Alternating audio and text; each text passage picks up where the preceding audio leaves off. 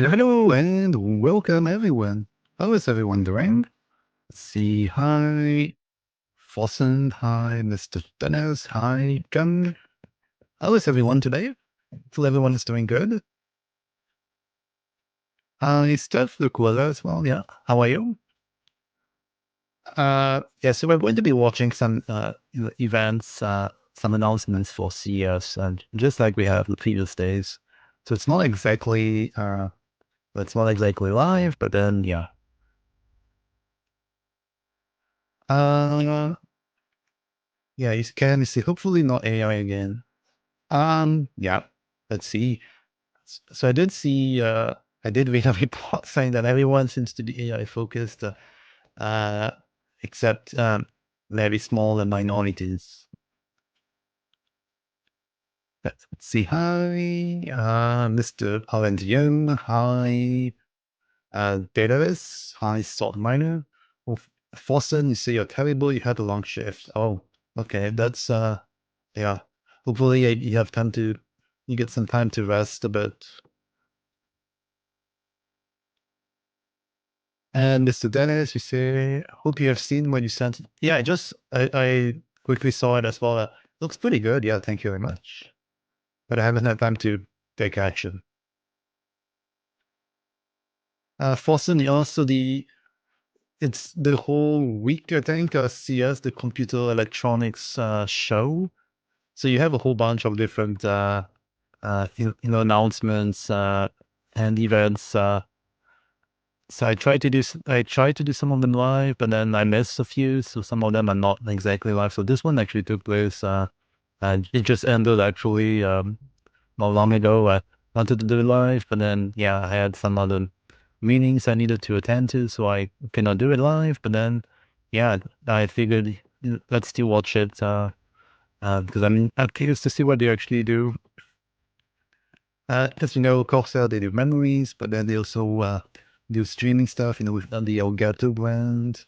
And they have quite a number of different peripherals. They seem to be showing the keyboards as well. So I'm assuming we're going to be seeing something, some new keyboards and stuff like that. Yeah.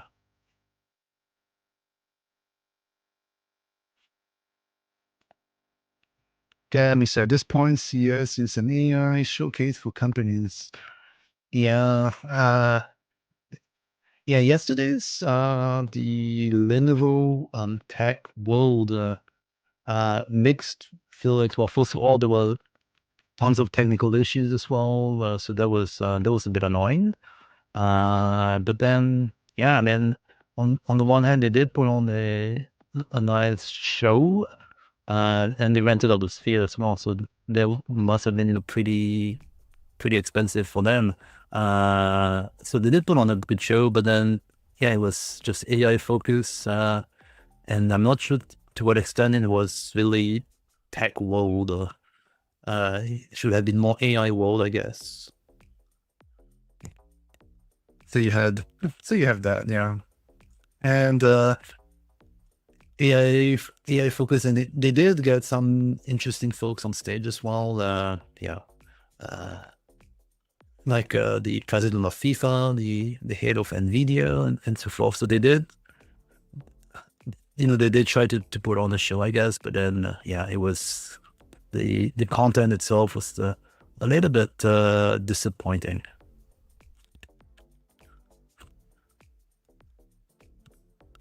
And yeah, I see some of you like that is saying, Cotton, yeah, so that's why also I try when I can, to do additional streams like this, because yeah, during the day I can't really do a long gaming session because, well, yeah, having to work. Oh, it starts. But then yeah, something like this I 10 can. seconds. Are we live? Oh, I the think song am I is getting a not message that good. we're live? Oh, I think we are live. All right.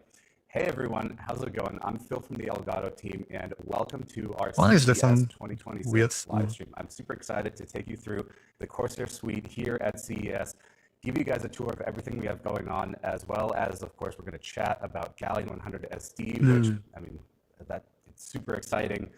We have staff as well that we're going to chat with. I think we'll have Julian on. We'll have Julian 1 on, Julian 2. We have 2 Julians here. And yeah, so let's see. The audio is wobbly.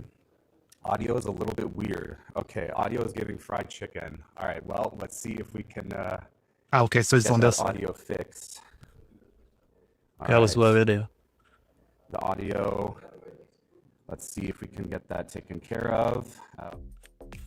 Yeah. Okay. Good. I was worried it was on my side. Yeah. I was saying I try to do stuff like this because yeah, it's a bit easier for me because I can watch and listen and I can do some work at the same time. Whereas I can't obviously be gaming because that requires more attention and yeah, because it is a working day, I have to be doing some stuff. Anyways, yeah, hi, that is Dominic. Hi, Kojimo. Hi, Jasmania. Hi, Shido. Hi, Igor Alexander. Yeah, thanks for joining multiple platforms. Dennis Dominic or Kevin. Hi, Wen Hall.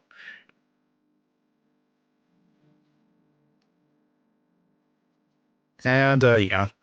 Yeah, so I was saying I like to do stuff like this because I think it's interesting just to keep tab on what's going on. And like I said, it's the only way as well for me to be doing something at this time during the day. And I guess, yeah, it does allow me to do a bit of multitasking. Like now, yeah, we have to wait for them to, we have to wait for some stuff. Anyways, yeah. 2 and 1. All right, Ah, chat. Well, are we great. back? Just dang, Fantastic. didn't see you guys there. Welcome to our CES live stream, round 2. It wouldn't be a live stream without some tech issues. So let's see. Perfect. Sounds I know the great. Audio's feeling. good. Okay, awesome. All right, let me do the intro again because I think you guys might have only heard half of it. I'm Phil. Welcome to our CES 2026 Corsair Suite live stream. We're going to be live for about 2 hours here, taking you guys through our suite, checking out the Galleon 100 SD. We're going to be talking with different members of the team, and yeah, we'll just see how it goes. I have my phone here, and we have basically. I want this to be like check this out, right? Usually there's like live streams where it's like very scripted and like, okay, we're gonna do exactly this, this, and this. I have your guys' chat here, so I can read off this question. So any questions you guys have about the suite, Galleon 100 SD, or to any of the team, we'll be able to answer those. Doesn't matter if it's just, hey, I want to see the underside of the keyboard, but enough chat. Let's get going. So if you were here, this would be the experience that you have. First, you come up and you have our incredible team here at the beginning, checking folks in. And of course here, Corsair welcomes you to CES. Our theme for this year is discovering the Stream Deck ecosystem, and the way that we start that is actually by walking right into the suite where we're greeted by this incredible Stream Deck tunnel. Now, this is really cool. This tunnel is made out of 430 something like that, 430 different Stream Decks. It's a combination of Stream Deck Mark II and Stream Deck XL. All of these are real, all of these are on. You can touch them, you can tap them. Now, they don't exactly do anything, right? We don't have a stream to actually control here, but we do have around I think it's like 6,800, let's call it 6,900 Stream Deck keys here, 6,900 different keys. And there's this really cool mirror reflective surface, so it's kind of like an infinity tunnel. There's Sean, he's got the camera. So this is your crew here. This is how we're coming live to you from our suite. So this is awesome. This is the experience when you come in. All of these Stream Decks are on, they're the real deal. And this just really kind of gets you in the mood for the Stream Deck story. This tunnel is, well, maybe we'll have some background footage or like BTS. I think Sean is actually going to be working on some video content that'll show how the tunnel is constructed. We have a time lapse. It's super cool. Again, it's like 400 and something Stream Decks, 6,000, about 800, something like that keys. We'll round it up to 6,900 because it sounds nice. But yeah, this was a huge project from the team. Super, super cool. And we hope to actually be able to reuse this and show this at other events. So if you go to other events, where Elgato or Corsair are at throughout the year, who knows? Maybe you'll get a chance to walk through the Stream Deck tunnel. Push the button to fire the Death Star ray. Yeah, this certainly does look like something out of Star Wars. I think I was When I saw this, I was like, oh man, that looks like when you walk into, like the Imperial or like through the Death Star, or like an Imperial Star Destroyer. It looks super, super cool. In the future, we'll also want to be able to like control all of these. So that's like a future goal is like you tap one of these and then I don't know, maybe like ripples across or something like that. So many ideas. It's Stream Deck after all, right? So you have the ability to do all this customization, but this is just the V1 version. So that's Stream Deck Tunnel. And once you walk through this, again, now you're in the mood. You're like, okay, this is all about Stream Deck. Let's take a look in the suite. Now, there's a lot of other people in here, so hopefully the audio is going to still be good. You might hear some background chatter. We didn't want to do like the full noise suppression because I think it'll give you a better idea of kind of what this experience is like when you're in here. So let's take a look and go into the suite. All right, so here we are. This is the Corsair 2026 CES suite. We've got a couple different zones here that I want to walk you through, and then we'll go into the details, specifically the Galleon 100 SD. I know you guys probably have a lot of questions and are chomping at the bits for that, but right before, we'll do a quick little tour. So first, up here on the left, we have basically Zone 1 or the Stream Deck ecosystem. Here we have a bunch of the different Stream Deck devices all lined up. We'll have to see if we can get a nice angle here. Basically, we have all of the different Stream Deck devices that are part of the ecosystem. Everything from Stream Deck Mark II, Stream Deck Mini, Stream Deck Neo, to Stream Deck Pedal, as well as the Xenon Edge, and of course Galleon. And you know what? Let's actually go and just squeeze on through here so that we can get a better view. Excuse me, guys, sorry. So yeah, we'll take a look here. Like I said, this is kind of our ecosystem wall here. So we've got a Stream Deck Studio, we've got Stream Deck Mobile on iPad, we've got a Stream Deck in a racing button box. This right here is the Scuf Envision Pro that has 5 G keys on it, so you can actually trigger Stream Deck from a controller, which is super cool. Then, of course, we have the Galleon 100 SD, which we're going to be taking a closer look at in just a couple minutes here once we're done with this overview. Then we have the Xenon Edge. This, of course, is a secondary display to your setup. You can put virtual Stream Deck on it, control it, move it around. Then we have Stream Deck Network Dock. This guy enables your Stream Deck to be used over the network. It's more for like pro broadcast setups, but it's definitely a core part of that Stream Deck ecosystem. Then we have Stream Deck Pedal. This is literally just a foot pedal with 3 different pedals, right? So if you're familiar with Stream Deck, then you might have seen this before. And then we have our kind of core lineup. So we have the Stream Deck Plus here. So it's got the 8 keys, the touch display here, and then the 4 dials. Then you have the Stream Deck XL with its 32 LCD keys. You have the Stream Deck Mark II with scissor keys here. So it's going to be a little bit hard to demonstrate on a live stream, but this is using our new scissor key technology, which gives the Stream Deck a bit of a more tactile feel. It's also got a little bit of a clickier sound. It actuates just a little bit faster, and it's just another option if you want a different type of Stream Deck feel compared to the usual keys. And then, of course, we have our other devices. This is kind of zone 1. When you walk in, you just get an idea of just all of the products that are in the Stream Deck ecosystem. Then we'll flip to the other side over here, and here we have two demo setups. So on the one side here, we have kind of a creator broadcast setup. So this is presumably what all of you folks have at home, right? I know all of you have 2 key lights. You all have a Corsair One. You all have a Wave DX. Chat, I can see you there. So yeah, this is more of a traditional broadcast creator setup. And then over here, we have our pro broadcast setup. So we've got Stream Deck Studios. We've got a PTZ camera from Canon being controlled by that. We've got bit focus buttons up on there. We've got our Prompter XL. So here you can take a look at everything that we have in our pro setup. And we'll come back to both of these. And we'll actually come back to Chris here in just a little bit to dive a little bit more into our pro broadcast product. So there's the Stream Deck Studio. We've got that set up in a 2U custom-made rack mount there. And then in the back, you can see the Prompter XL. So this is our demo of our production setup here. So let's continue and kind of get to the star of the show already, which is going to be gaming and the Galleon 100 SD. So if you follow me over here, well, actually, before we do that, let's check out Fanatec first. So on the right side here, we have a full Fanatec racing setup. We have a full sim rig. In fact, we have some of the guys from Fanatec here as well. And check this out. It's actually built to look like a track. So when you're sitting inside of the rig, it actually looks like you're driving on the track. Of course, you feel like you're driving on the track as well at the same time. You can see there, well, we've got someone driving here. They're already doing a better job than I ever could. I'm not good at racing at all or sim driving. We're training you more. Yeah, I can. It's just all about consistency, doing lap after lap after lap. But the consistency is exactly the issue Yeah, that's for me. same, So same for me, same for me. But just Yeah. come down. I mean, we can train you. Okay. You know, it's always the best way. maybe towards the end of the live stream, I'll see if I can find a minute. Okay, okay. one or two.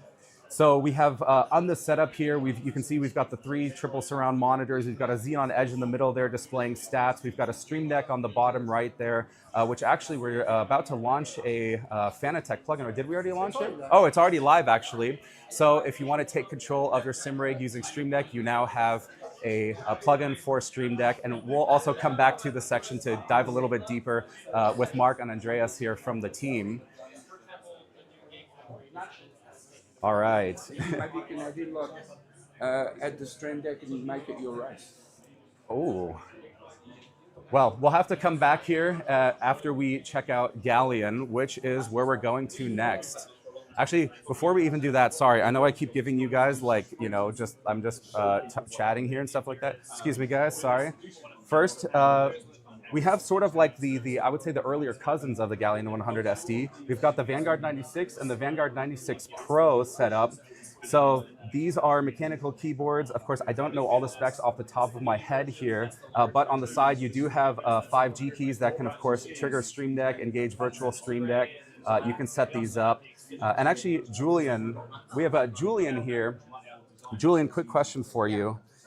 What are kind of like the core features of the Vanguard and the Vanguard 96? Just a real quick overview, because I think everyone in the chat really wants to know about Galleon, but I just wanted to start here because I think that kind of leads in nicely. So what are kind of the core features of the Vanguard 96? Yeah, I mean, Vanguard, do you want me to hold Yeah, you this? can hold Okay, it, I'll yeah. just hold it for now. So Vanguard 96, this is the Pro version, so it comes with the magnetic switches that we have, MGX hyperdrive switches.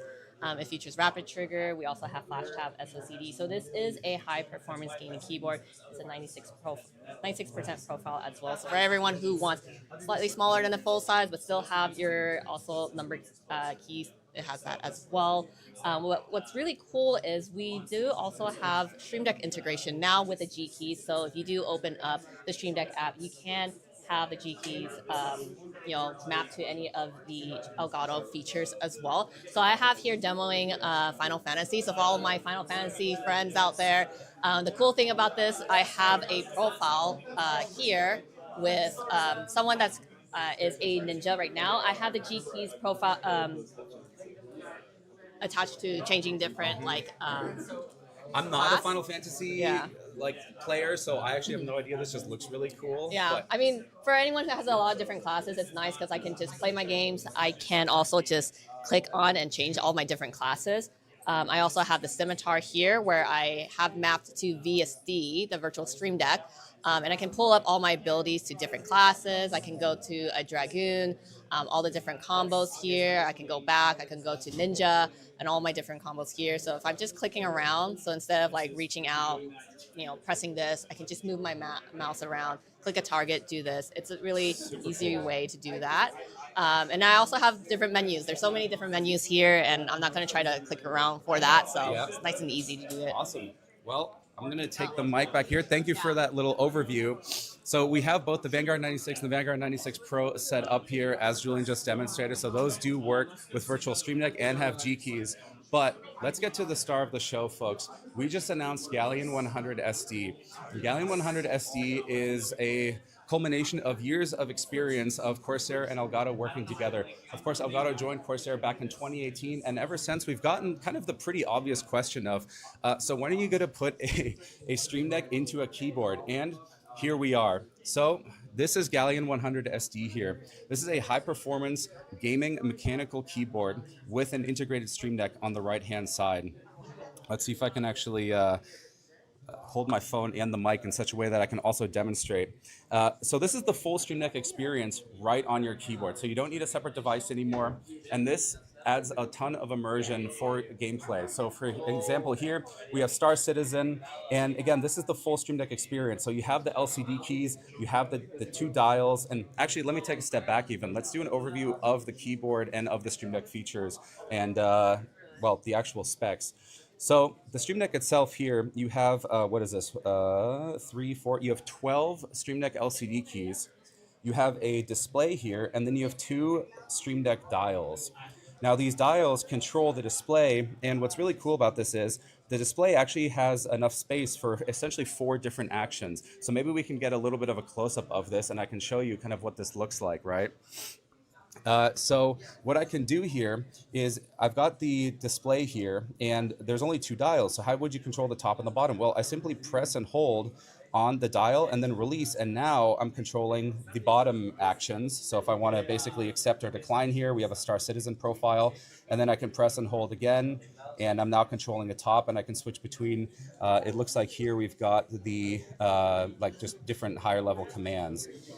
Since this is Stream Deck, we have this Star Citizen profile set up for different controls. For example, ship controls, combat controls, mining, and on foot. And these are all set up in a profile and in folders. So I can go in here on foot, and I can actually, let's see if we back up a little bit here. If I go to inventory, it actually, see, there we go. All I had to do is press that key. I didn't have to remember the hotkey, or I didn't have to press I. All I do is I tap on the key, and boom, the inventory is open. I don't know why the character is just looking up like that. He's gonna have a bad neck day after that. So go ahead, just press the key there, and boom, the inventory opens. Or there's a bunch of other actions here that are more ship related. Those, I of course don't have a ship actually out yet. I could probably pull one up. But yeah, that's a very high level look. Basically, you have the full Stream Deck experience here. And now let's take a look at the keyboard side, and then we'll start taking some questions, because I'm sure I do see the chat moving. So I'm sure we're going to have a ton of questions. So we'll actually go back to Julian here. Julian, I can also hold the mic if you want a demo, but what makes Galleon 100 SD so great? And I guess also, what are we kind of showing off here? Yeah, so we are showing off Expedition 33. What's cool about Galleon, I know everyone in your Elgato community already knows how to use the Stream Deck for productivity, other stuff, content creation. Probably not a lot of folks have been using it for gaming, so we wanted to show how you can do that. So with a game like Expedition 33, it is turn-based. There's a lot of QuickTime events. What's really cool is we made a custom profile. You want me to hold this? Absolutely. And if you want to see it here, this was made by one of our product managers who is very passionate about this game. He designed everything, so we can also go home. We have all like the basic menu items for going back to camp, opening the map, opening menus, but also different character profiles. And I am right now currently in battle. I can click the character that is currently playing. It opens up her skills and abilities. I can click this. It will run through all the sequence of her abilities. I don't have to time it myself. It'll just go through all perfect. This one is now the other character. I'll switch over. I can then press another ability. Again, if I'm just grinding out, I just want to like go through everything, and I don't want to have to wait there, time everything. This makes it very easy, very seamless. I have instant access to all my in-game abilities, making it very easy. Some people might say it's cheating, but I call it efficient. I think for Expedition 33, that's okay, because it's a single player game. Yeah, right? It makes it very fun. You have no idea how many people are like, no way. This makes it so much easier, but... And so these are actually multi-actions, I believe, right? So this is Yeah. a multi-action, which is actually getting multiple steps at the same time. So I'm going to miss and this. That's a beautifully designed profile. Ooh, very nice. Look at that. Very, very nice. So, okay, so you've shown us a little bit here about Expedition 33, but... And there was a question here. Let's see. I think there was a question about the keys themselves, though. I can't find it now. Or let me see. Will there be a? Well, I guess there's already a question. Oh, here we go. Yeah. What type of keys are they? Which I am imagining is about the Galleon 100 SD, the keyboard side of it. So, what type of keys do we have? And I guess what are the other features of the Galleon? So outside of a fully integrated Stream Deck, it is a high-performance gaming keyboard. So you can expect all the qualities that you know from Corsair. So these come with PBT keycaps. We also have it equipped with MLX pulse switches. So there are our linear, fast, prelude, so they have smooth actuation. We also have equipped with flash tab SOCD and 8K polling. So if you're playing something that is a little bit more competitive, this can handle it pretty easily, no problem. We also have, of course, like RGB, so it's very immersive. You can kind of have it matching any of your themes on your home setup. So that's pretty much covering a lot of the basic stuff. It also has, for everyone who wants to tailor their keyboard experience, it is hot swappable. So if you have other preferred switch types, you can also do that. It has gasket mounting. It is also has 6 layers of sound damping as well. And the key switches itself is a little fluffier. So overall, if you're like typing on it, it does sound like nicer. Try that. I don't Yeah. know if you hold the mic up. Let me see if you can actually hear it. On, so it may not, but Okay. let's just give it a try. Let's see. And it's also noisy here, so I don't know if you can see it. If you can hear it. All right, let's see. I'll have to see if chat says that they can hear that. But yeah, it has a very, very satisfying feeling to it. Cool. So we checked out Expedition. We've heard about the 8,000 hertz polling, SOCD. Can you give us a little bit of a demonstration of how you might actually set up the Stream Deck side? I don't know if we have it set up over here. Awesome. So this here, we have, just for demo purpose, a more lifestyle-esque profile set up. So if you're playing a game but you don't want to alt tab, I have it set up where I have weather forecast. So one of these is Vegas. We're out here in Vegas. I wanted to see the forecast if it's cold. If I'm holding this down, it'll swap over to different applications that I have. I'm going to open up Steam, for example. It'll just open up on my window. I have monitoring information, but I have other controls. So primarily, I like to just use like Spotify and Discord while I game. So if I'm going to Spotify, I don't have to alt tab away. I can play the music on my playlist. I can skip forward. I can like it. I can add it to any other playlist that I have. Going back home, I can go on Discord. I can hop off or hop on a Discord chat. I can mute. I can deafen. So that's everything here. But I know Phil knows, like, you can add so many different pages, folders, so it doesn't have to be this. And he knows as well, if you're opening up Stream Deck, it's very easy, right? Drag and drop, adding so much different pages. I can also set up smart profiles. I know that's something that we haven't talked too much about, not yet, but that's one of the things I kept telling people who is visiting. We can set up smart profiles for different game applications. So instead of like doing what I did here, which is I'm having like specific Discord and Spotify folders and all that stuff, I can probably set up smart profiles that will just recognize the game I'm playing, and it would just pull up the profile dynamically without me having to just press it. Awesome. Okay. If I could have this back. So I did see a question on there about, and we'll come back to Stream Deck in just a little bit here. Where was this? Little Mon, oh my God, that mouse looks so trippy. So that's also something new, right? This mouse here. So what do we have here? Yes, so in addition to Galileo, I know that was the star of our show, but we also launched new Saber V2 Pros. So we launched a version last year. It was our lightest mouse ever, 36 grams. Now we came out with 2 models, one in magnesium alloy, so it's a much more durable material. It's still very lightweight. It's 56 grams. 56 grams. We also have a carbon fiber version if you want to hand that over, Phil. So this is a unibody carbon fiber for everyone who wants a carbon fiber mouse. Now we have it, also durable, very lightweight. It is 55 grams. They still come with the same performance, right? The Corsair Marksman, 33K DPI. We also have, what was it? I'm blanking out. I'm sorry, guys. You're good. 120 battery life, so up to, depending on your connectivity and hertz rate, polling rate. 8K wireless polling, so for those who wants true wireless polling, not just having to like wire everything in, we do have that. So those are 2 models. We also came out with our Pro mouse mat, so it has a polyurethane base. It is also hand washable, so if you spill something on it, you can hand wash it, reuse it, anti-stitching. It has more stopping power. So for everyone who wants to get every inch of their performance with our, competitive focused mouse, they can now have that.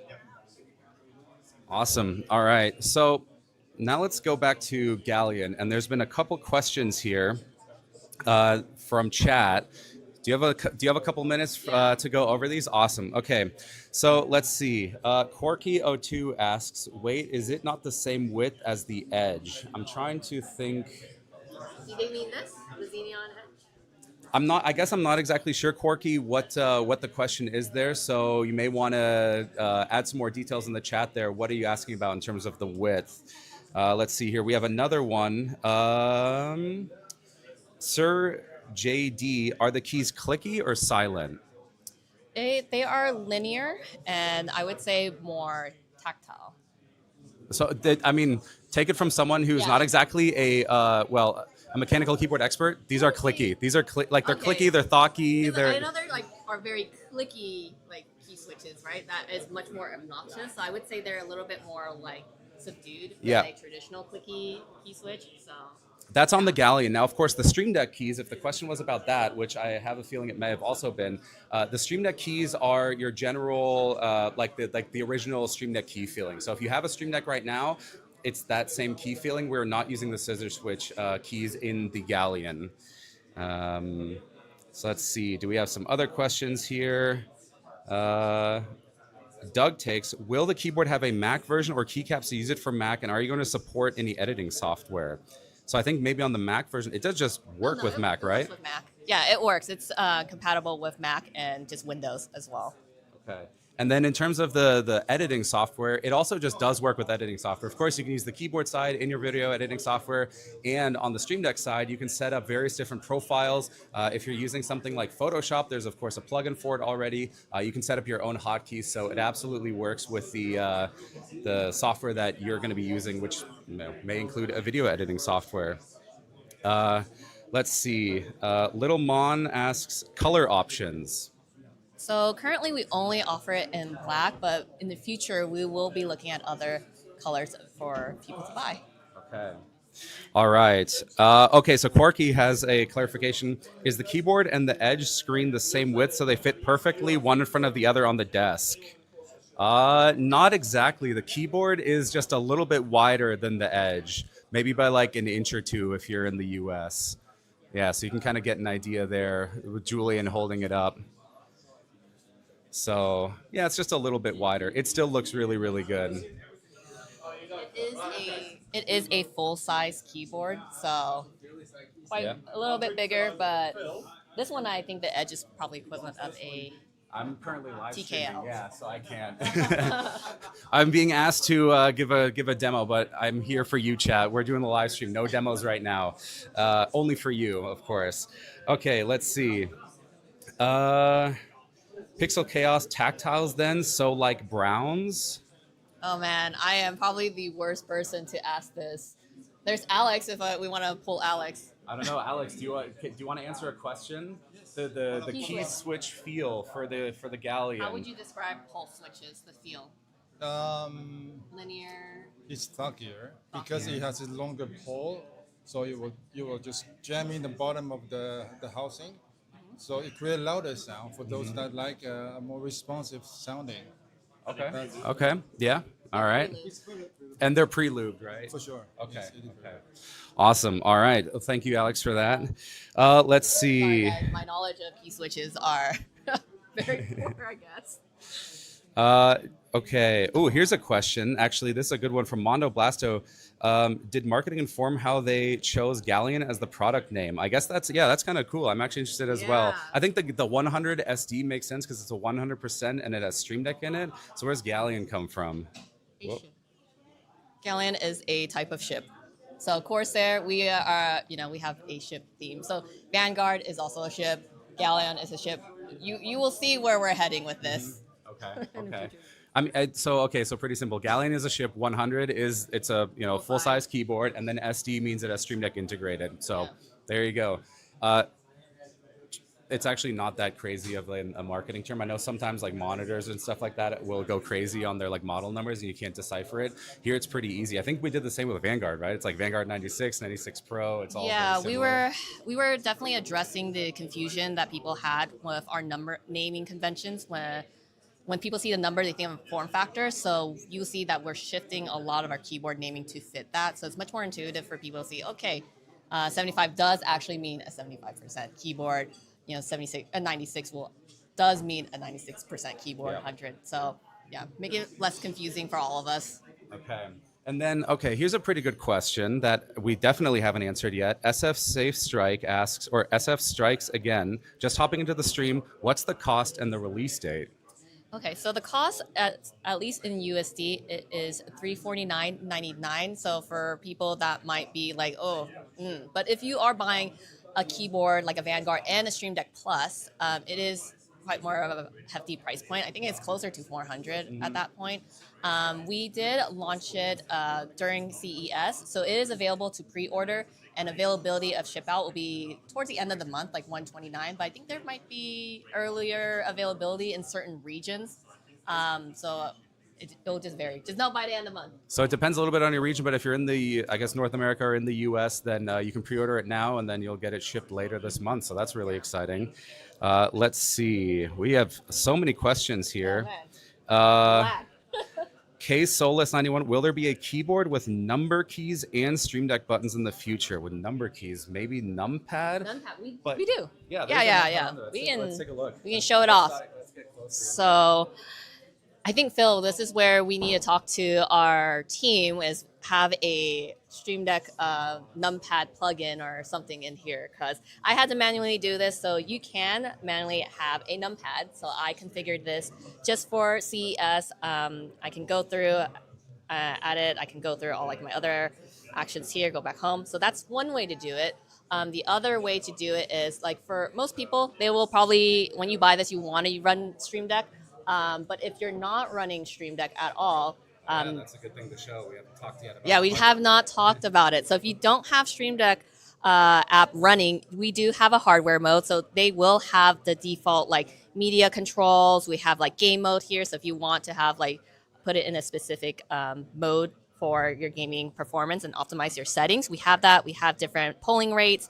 We can change different themes of your keyboard here as well. And then everyone asks, numpad. You can turn the dial and you will get your different numpad settings as well. So it is all here, so you don't lose it at all. So if you like your numpad, you don't want to use like your top row keys, that's fine. We have it. We didn't forget about it. Yeah, and then I'm gonna put it back to Stream Deck so you can see that. See that. And so that's so what Julian also just showed there is that hardware mode. And so when you get your Galleon, you do want to make sure you install the Stream Deck software. If you don't, you have that numpad and that general multimedia control functionality. But of course, if you're getting Galleon, you do really want to install the Stream Deck software. It's incredibly simple because it's the same Stream Deck software that you may already know and love. You just simply install it, like download it, install it, and then it immediately connects to the Stream Deck on the Galleon. Like there's no additional kind of setup or pairing or anything like that you need to do.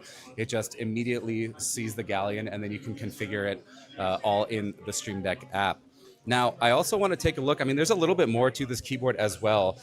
If we could lift this up and maybe turn it around, there's also some other things. So one, it comes with a wrist rest as well in the box, right? And then on the back, you actually have, so you have two USB connections here. One's going to be for the keyboard itself to your computer. What's the second one here? That is a pass-through cable, pass-through port. So let's say you have, you want more Type-C connections and you don't have enough of that on your system. You can just run through another wire and then run it through that end. Or if you want to bring things closer to your keyboard as well, that's another way to do that. Galleon will come with an extra cable for people who wants to adjust their connectivity. So that's also included. And then we don't have here, but yes, it does come with a Matic palm rest. And then for angle, there's also some feet that you can extend if you want the keyboard raised a little bit. So if that's something that, if you like that feeling of having your keyboard angled up a little bit, or also for the Stream Deck keys. Now, we made sure that the Stream Deck keys are very visible at, most typical usage angles. But of course, if you're in, like, let's say your typical gamer position, like slouched back, it might be a little bit hard to see them. So you do want to make sure that you're sitting upright. Something else that's really cool about the Stream Deck keys, specifically on the Galleon, is they're actually using a new display type underneath the keys of the Stream Deck. And so I don't know if it comes across on the live stream on the video, but the keys are incredibly vibrant and really, really high res. So let's see if Sean, if we can get that just looking in really, really good. Look at that. You can see all the color there, all the detail. So that LCD screen and then the display underneath the keys, those are incredibly high resolution. You basically can't see the pixels at all at any normal viewing distance, and the colors are just really, really good. So you're going to be able to see every key clearly. The colors are going to be crisp, really nice, high contrast. So it's probably, I think, the best display that, or basically the best displays that we've ever put in a Stream Deck device. Now I can already hear you guys probably asking in chat, oh, is this going to come to other Stream Deck devices? I'm not sure yet. We'll have to see. But for now, it's in the Galleon for the first time. So that's really cool. Oh, here's a great question from the Apple Freak. Does Galleon unlock virtual Stream Deck? Of course it does. There's a Stream Deck in there. And so, of course, you get virtual Stream Deck with that as well. It looks like Lady Vic had the same question. NP Zinc, would I have to use both iQ and Stream Deck software? No. So in fact, Galleon 100 SD uses Stream Deck software for the Stream Deck side of it, and then it uses WebHub if you want to configure the other parts of the keyboard. Julian, do you think you could show us what WebHub looks like? Yeah, let me see if I can pull it up. So I have WebHub over here. Let me see, authorized. So I have WebHub over here. So Galleon, at least all for the keyboard side, you can configure everything with using our WebHub tool. This is a web-based. So for folks who are using iQ or haven't used iQ, right? It is a pretty hefty software. You would have to download it, download all the modules for. But with this, for people who wants this quick adjustments, all that, it's pretty easy. You have here all your lighting effects. You have here all your key assignments, flash tab, key test setting, game mode. So everything that you can expect from iQ can also be on here. I know a lot of people are going to say, but why not iQ? You know, we know it. We'll talk more about it later. But for now, it's only so for WebHub. And then if you ever need to update your firmware, it's also, I'm going to leave this for a bit. You can also do that online. So you don't have to download any specific software to do that. It's just all configured online. Super cool. So I'm just going to close this. The only thing I will say, if you are using WebHub, though, you do have to close iQ. So that's the only downside as well. They just conflict with each other, unfortunately. But WebHub is really nice because you do just open your browser, you go to the URL, it immediately finds your keyboard, and then you can set all the settings there, and you can update the firmware as well. Of course, again, for the Stream Deck side, you just download the Stream Deck app, and you use that, so that makes it incredibly simple. Let's see. We have some other questions here. From Harmless Potato, I'm going to go back here a little bit. Harmless Potato, if you use the pass-through, are you still able to use the 8K hertz polling rate? Yeah, so the pass-through and the 8K hertz polling rate are actually separate. So the polling there is based on the keyboard directly, that keyboard connection. If you use the pass-through, then that's just going to be the polling of whichever device you have connected. So if you have a mouse that uses 1000 hertz polling, that'll just work on the pass-through, but that's dependent on the device that you currently have connected. So hopefully that answers that. Let's see. So it's only WebHub controllable, iQ won't control it, correct. That's what Julian just said. So yeah, if you want to set up lighting profiles on the device, if you want to change the polling rate, you would do that right in WebHub. It's super easy. You just go to a URL and you'll find your keyboard right in there. Dr. Drap, is the WebHub locally hosted or in a cloud? If the support drops, can you still configure your Galleon? Well, it pulls it down. I mean, obviously you have to go to the website, so it pulls it down from the cloud, but then once you have the website loaded, it's just all on your device. I don't know all the rest of the technical details, but yeah, basically it pulls it down, so it is running locally then on your device. Here's a great question from Lady Vic. Is the screen a touch screen or display? So that's actually a really good question. So let's take a closer look here. So the screen here is just a display. So it's not a touch screen like it is on the Stream Deck Plus. So you can tap on this, you'll see nothing happens. This display here is incredibly high resolution. It looks really good. And here you can control, or you'll see the status of your dials and the configuration. So for example, here, this dial is set up to be a launcher for either Discord, the Stream Deck app, Spotify, Steam, or you can also just rotate here, and we're actually using Action Wheel. This is really cool to then see some like system stats. So Action Wheel here, what this does is it essentially allows you to set a single dial and basically trigger multiple actions. It's kind of like a weapon wheel, like imagine in GTA, like emotes or choosing your weapon, or if you're playing Horizon Zero Dawn, right? It's a little bit like that. So you can just rotate through and then you press the dial to select it. If you press and hold the dial, you'll see there the little frame actually went to the top portion of the display, and now it's controlling the top here. And here we have actually our weather app. So if you do want to get a look at the weather forecast here, this is actually time-based for the day here. So you can see here, it's going to be pretty chilly here in Las Vegas throughout the day, going up to 6 p.m., stuff like that.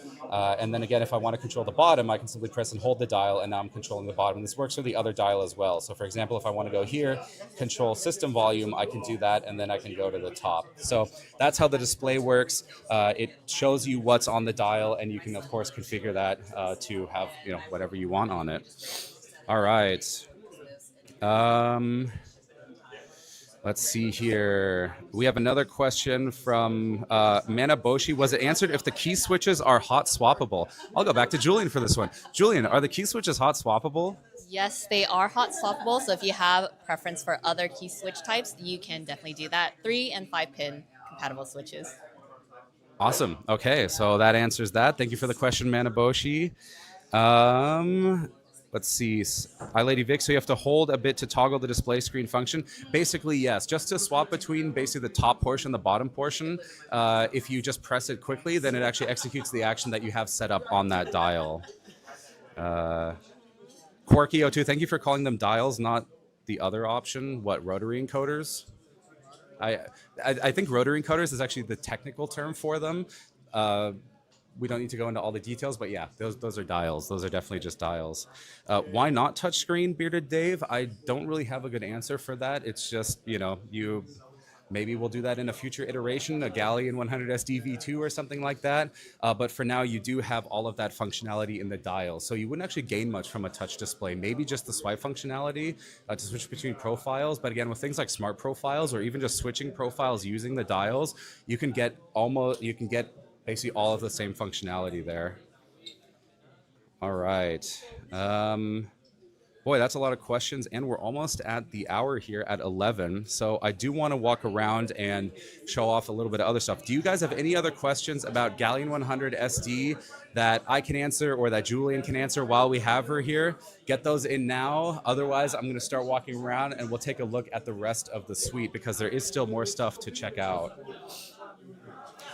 Tony TM asks, are you having fun at CES? Julian. So much fun. Yes, yeah. I'm having fun. It's nice to see everyone so excited about Galleon. It's kind of overwhelming just having so many people coming over, but I'm very excited. It's probably the newest product that we had in a very long time.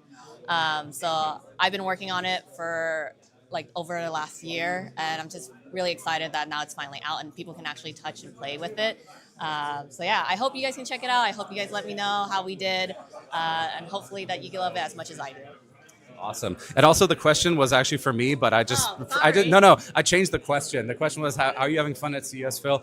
I'm always having fun. It's always incredible to talk to people. Now, CES is more of a, kind of a business-focused show, and the suite here, it's, we have some creators, some media, but it's mostly like business meetings and stuff. So there is that kind of element to it. But outside of that, it's just, I personally just really enjoy CES, that time of year when we get to see all the new technologies coming out from everyone, all these big press conferences showing what we can look forward to, TVs, monitors, keyboards. I mean, all the new tech is here, right? So I think CES is just really cool from that standpoint. So yeah, let's see. So we already answered this, but we'll just go through these kind of rapid fire. NP Zinc, is there an armrest foam like the Vanguard? Yes, so we do. It is going to be similar to the Vanguard. It's the same one. So cushion magnetic palm rest. So it will just attach to Galleon the same way as it does to Vanguard. And then I spotted something which we haven't looked at yet, or I think Sean panned across it. But Julian, what is this over here? So we also got ACS Innovation Honorary Award. So team worked tirelessly hard for that. So we just love it. This also kind of gives us, payoff on all the hard work that we did. So yeah. Very cool. That's awesome. Yeah, you guys can't imagine how much effort goes into actually building these products, putting them out, and especially I want to shout out the entire team because we are launching this. Well, it's basically the first week into the new year, and so there was also some work that was done over the kind of the holiday break. So, CES, even though as much as we love it, it is also always a tough show because well, we had to fly in on like January 3rd or 4th and then set it up right away and get everything going. And you had to do the planning right before that. So it's always a tough show. But let's see. Are there any other questions here?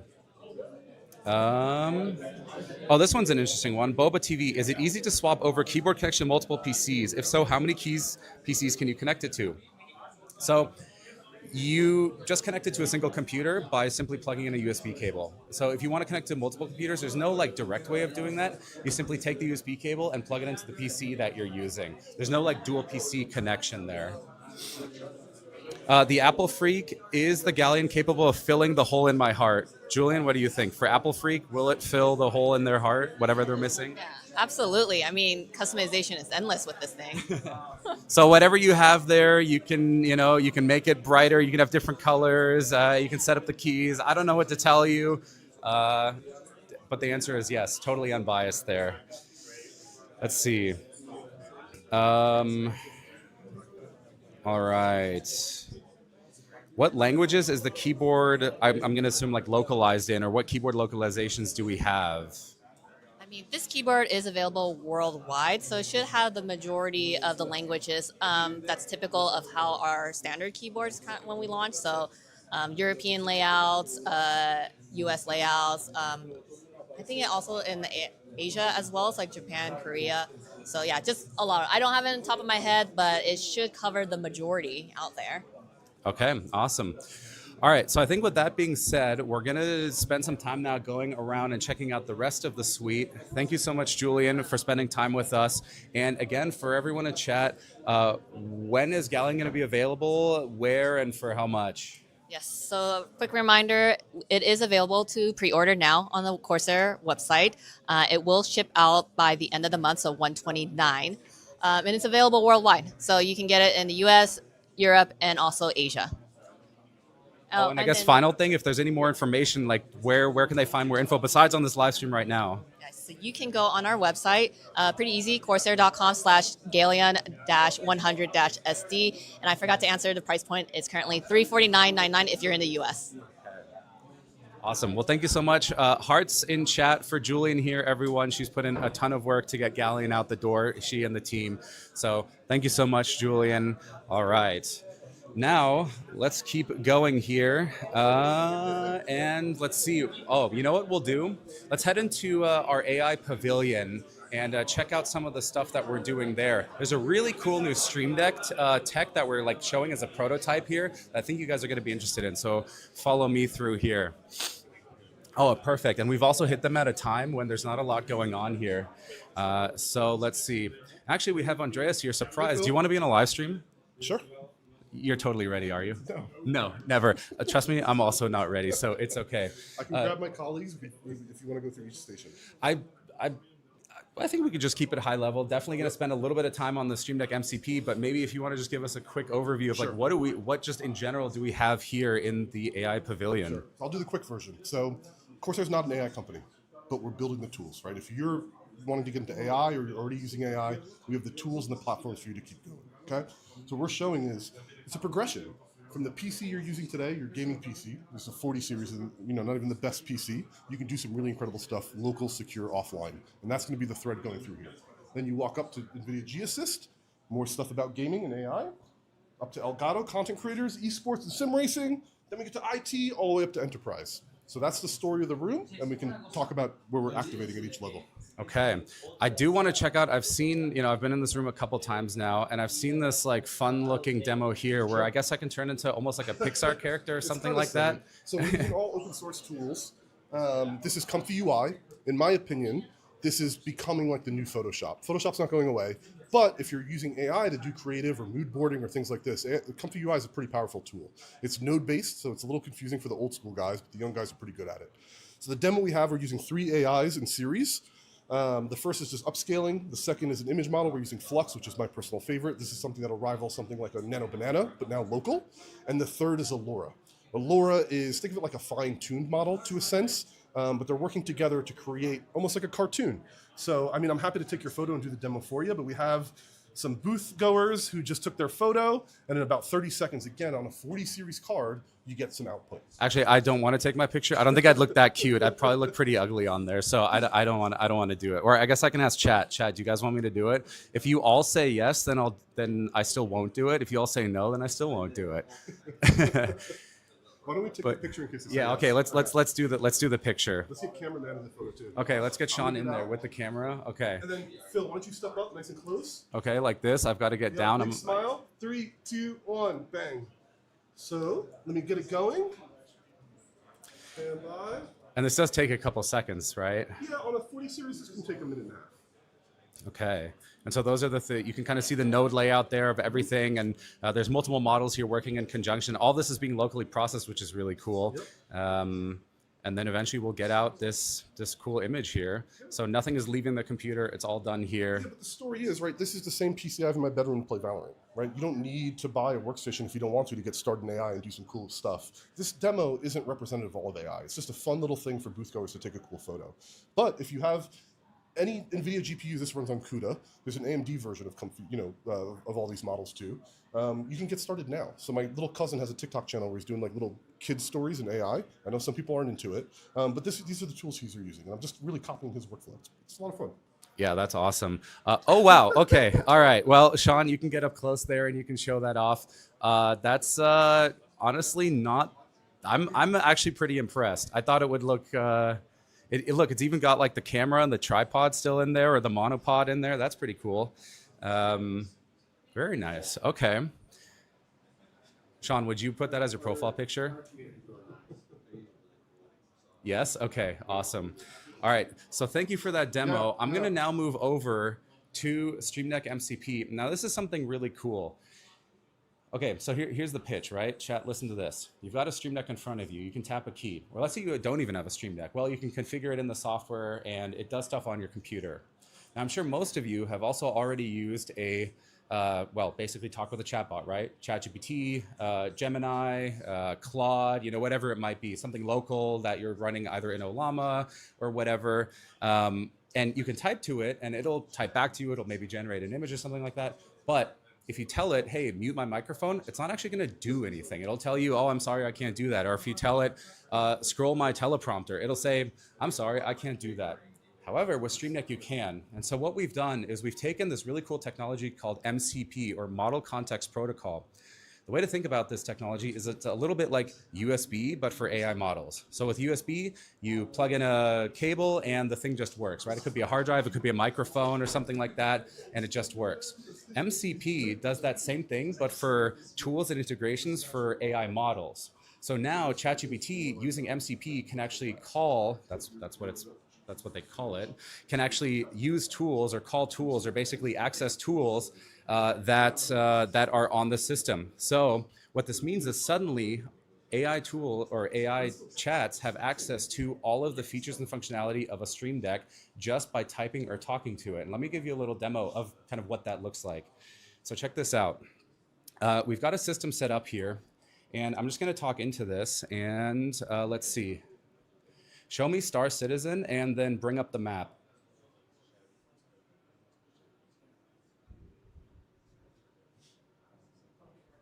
Of course, it's a live stream, so it's not going to work on the first try. So let me just refresh this here. We'll go ahead and do this. This is, I should also very much mention, a prototype, something that we are just kind of exploring as an idea. So let's see here, connect this up. All right, show me Star Citizen and bring up the world map.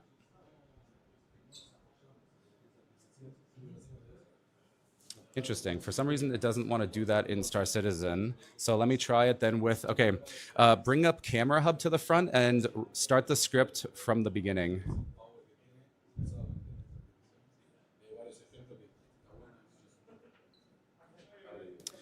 Oh, there we go. Okay, so Camera Hub was already open, but you saw it actually pulled up the script all the way to the beginning. And now I can say, play the prompter script.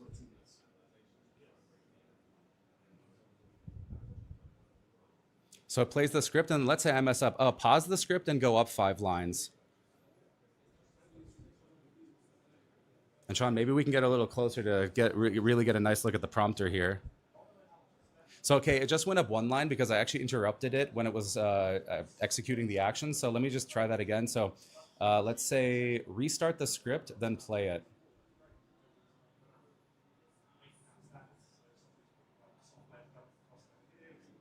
All right, now pause the script and go up 3 lines.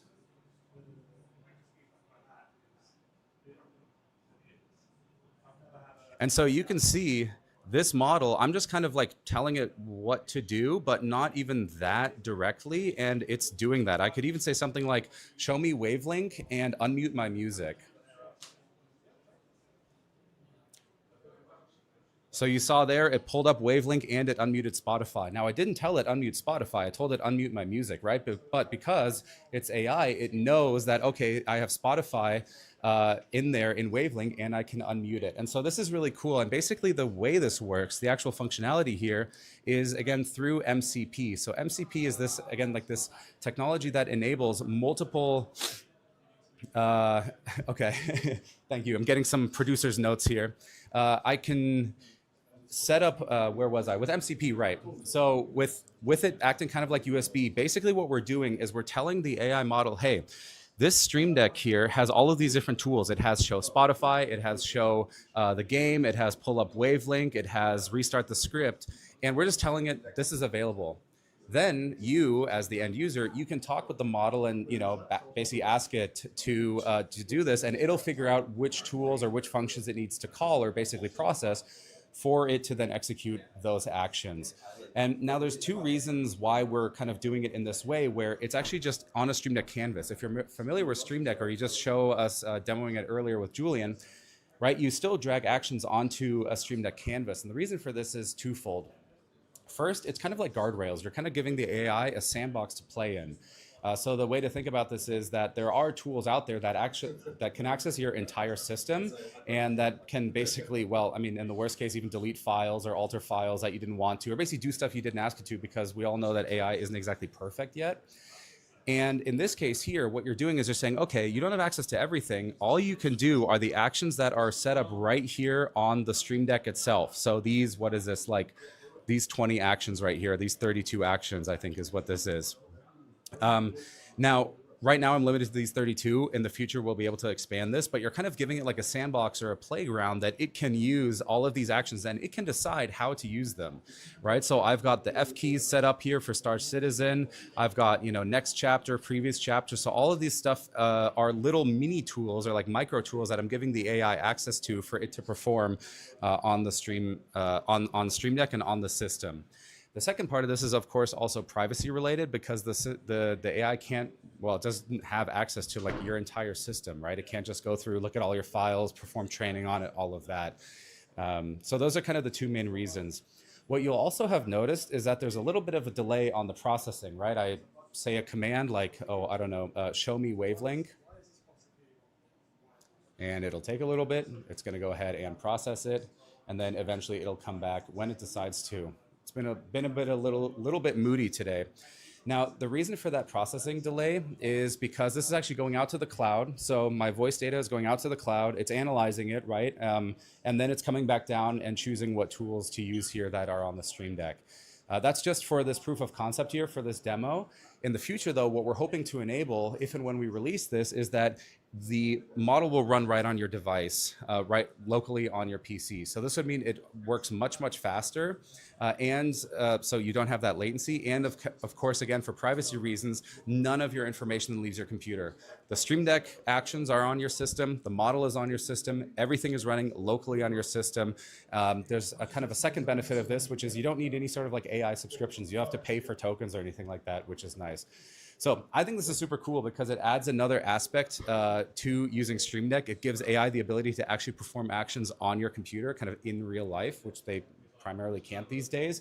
And it just gives them access to the entire Stream Deck ecosystem. Let me try this again with Star Citizen, because I think this is just one of the really cool demos here. So if I say, let's see, oh, maybe go this. Show me Star Citizen and pull up the world map. Oh, there we go. And check that out. Boom.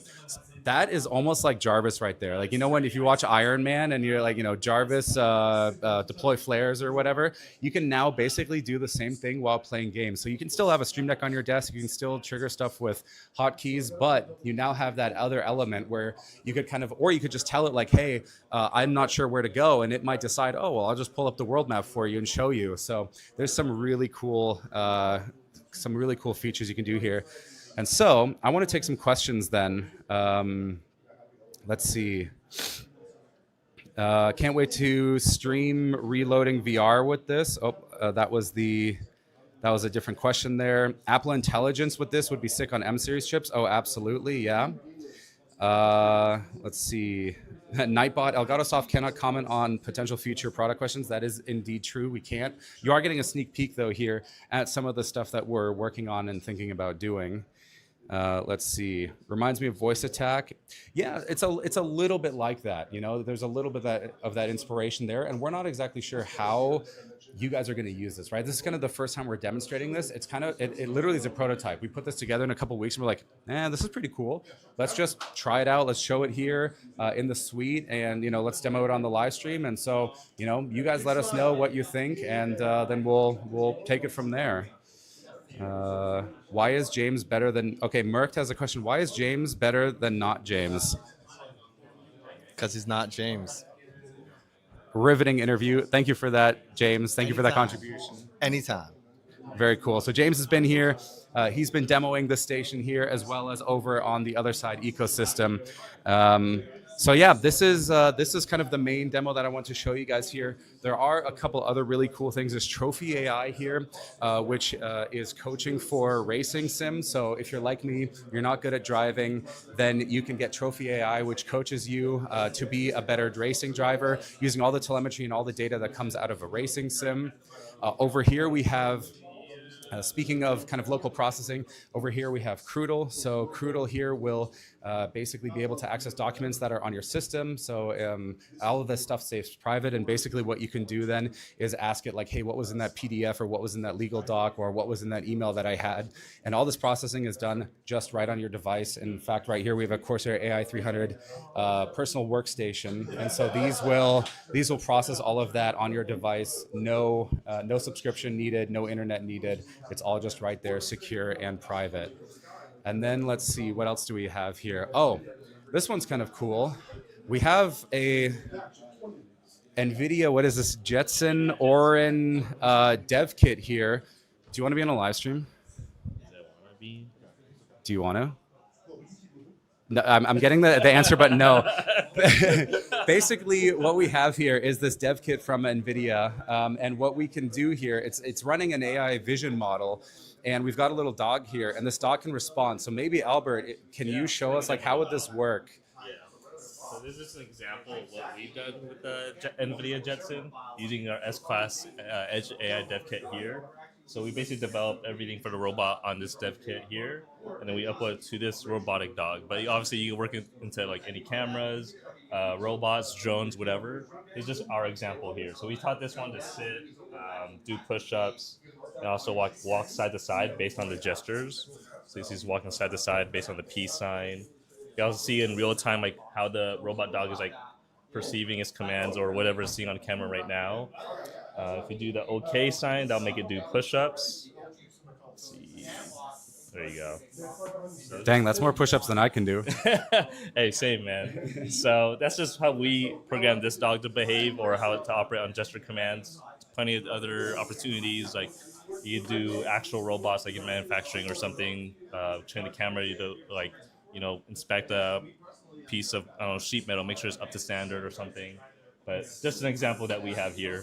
For the Super S-Class. cool. Also, a robot dog will never kind of not creep me out. Like, it's just weird to see something that's so mechanical moving and doing its thing. It is this super cool technology, though. And you see a lot of these actually walking around in Las Vegas right now. Everything from robot dogs to like rolling robots to little humanoids. I'm sure some of you guys have seen the press conferences that these other companies have put out. So this is just super cool here. And that's the... right now, Sean, what are we looking at here? This is the S-Class Edge AI Dev Kit. So you can do all of your development and all of the processing for that locally right on this machine right here. So yeah, that's a quick overview and a quick look at the AI Pavilion here at our Corsair CES 2026 suite. I think now it's time also, well, I guess, are there any other questions? Let's see here. Let me pull this up.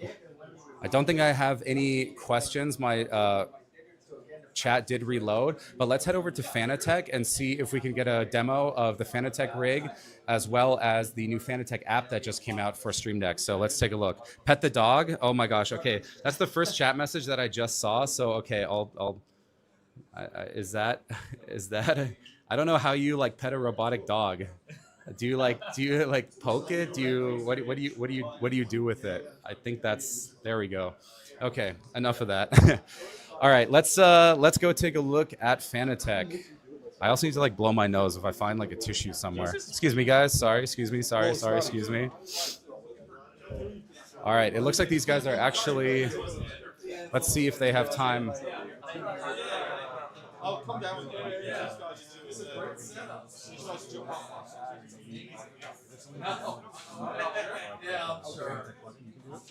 Awesome. Okay. You're going to do that right now? I mean, do you have time right now? I don't know about these guys. If they're going to go on. Okay. We can also. I'm sure we can also come back. Yeah. We'll have to circle back then. Let's see. Maybe we can take a look at Eco. Actually, all right. So Fanatec is busy right now. Let's go take a look. Let's chat with Chris about Pro Broadcast. Right. I mentioned that we have Stream Deck Studio here.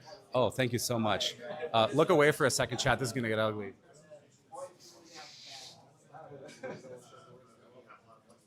All right, and we're back. All right, let's take a look here. Chris, you ready? All right, so here we have Chris on our team. And Chris, what are you showing off here? And can you give us a little demo? Sure. Phil, we got what we consider a snapshot of a broadcast-based workflow. So we actually condensed on this one desk 3 different stations. And so over here in our rack, we're showcasing the Stream Deck Studio doing what it would be a traditional broadcast-based workflow. So I could have a switcher and control different cameras. I could be doing things like routing sources. I could be controlling the lighting, the audio, in this really nice form factor that's a rack mount, and we see all this customization. So this is what we see engineers using, and they could do something like a lock a screen out. And so now no one can go in and change those source routes. If they have an NFC card, they could tag in and unlock, or they can use the secret code in my case. And now I have access to the panel. That's super cool. So a question then, why does the Stream Deck Studio look like this? Why is it in this kind of like long form factor? And why are there like 2 stacked on top of each other when, we have Stream Deck that could just like go on a desk? How's that different in the pro broadcast world? So the pro broadcast space, lots of things are in racks. And so you're going to have equipment either on desks in these kinds of turrets where they're sort of pre-built for this, or they're going to be in shelf racks and closets designed with lots of different equipment stacked up. And each Stream Deck is going to be tackling something different. And so the versatility of what we present in our form factor, especially this 19-inch rack mount, basically lines up with what broadcasters are used to seeing. And so it's that kind of cross-section of what we've been doing for a long time that's really great Stream Deck, and giving them the right perspective form factors that they're used to, including adding these 2 dials on the sides, these knobs that you can go through and just get in, dial in, change what profile you're working with. And then as we look at the rest of our environment here, we can see all kinds of Stream Deck action. And so there's a comment here from someone. FlizzKen says, holy webcam. Is that a webcam? I don't think that's a webcam. So what we have here is one of our good friends at Canon gave us the N700, which is a great PTZ camera. It's a really nice professional camera. And what we were able to do with Stream Deck is actually set up our XL here to control it. And so if I just chop in here, I have full control over the PTZ camera, and I can go to the presets and actually pan over to what we're going to talk about next with the Prompter XL. But it's really, really slick to be able to control any company's PTZ cameras. I mean, it's kind of unrivaled to say, hey, you know, we can control Canons, Panasonic, Sony's. That's sort of unique in the space, and the fact that we now have the professional capabilities with some of these softwares. It's just really slick, and setup is a breeze. And so you just mentioned that we can control with the Stream Deck Studio basically any camera, any PTZ out there. What kind of enables that? Is that a specific software? So we partner with our friends at BitFocus. BitFocus is known a lot in the live event space with a program called Companion, and we partnered with them and actually made Stream Deck Studio in conjunction with their new program Buttons. And Buttons has all kinds of hooks and configurations for lots of different broadcast manufacturers' products. So things like switchers, things like PTZ cameras, lighting consoles, audio mixers, all of that is built into what Buttons is capable of. And then our Stream Deck acts as an interface. And if we actually look on the screen here, we can see an example of some of the things we were showcasing on the Stream Deck Studio and on the XL, where here's our controller, here's what we're using for presets on PTZs, and it's a breeze to code, similar to how our own Stream Deck software is, where you can click one of the buttons, add an icon, add a label, and then just grab what you need relevant from this pool of different manufacturers. So similar to what we do, but really with that professional end, and just makes sort of control so easy, setup so easy. So it really becomes, well, how do you want to do it? And I actually went through like 3 designs myself about like, hey, you know what? Actually, I want to be able to control this all with one hand. So I'm going to move these buttons here and these buttons here. But that was me personally. And that sort of ease of understanding means that every operator in your studio could have their own sort of like touch and feel and still be as successful as what they might use in a traditional console without having all those restrictions. So something I noticed on the Stream Deck XL here is that it's not actually connected via USB. How is that? If I just go ahead and kind of do one of these, what is this guy right here? Okay. So we're looking at the network dock. So the network dock is allowing us to take the Stream Deck and put it on the network with a PoE connection.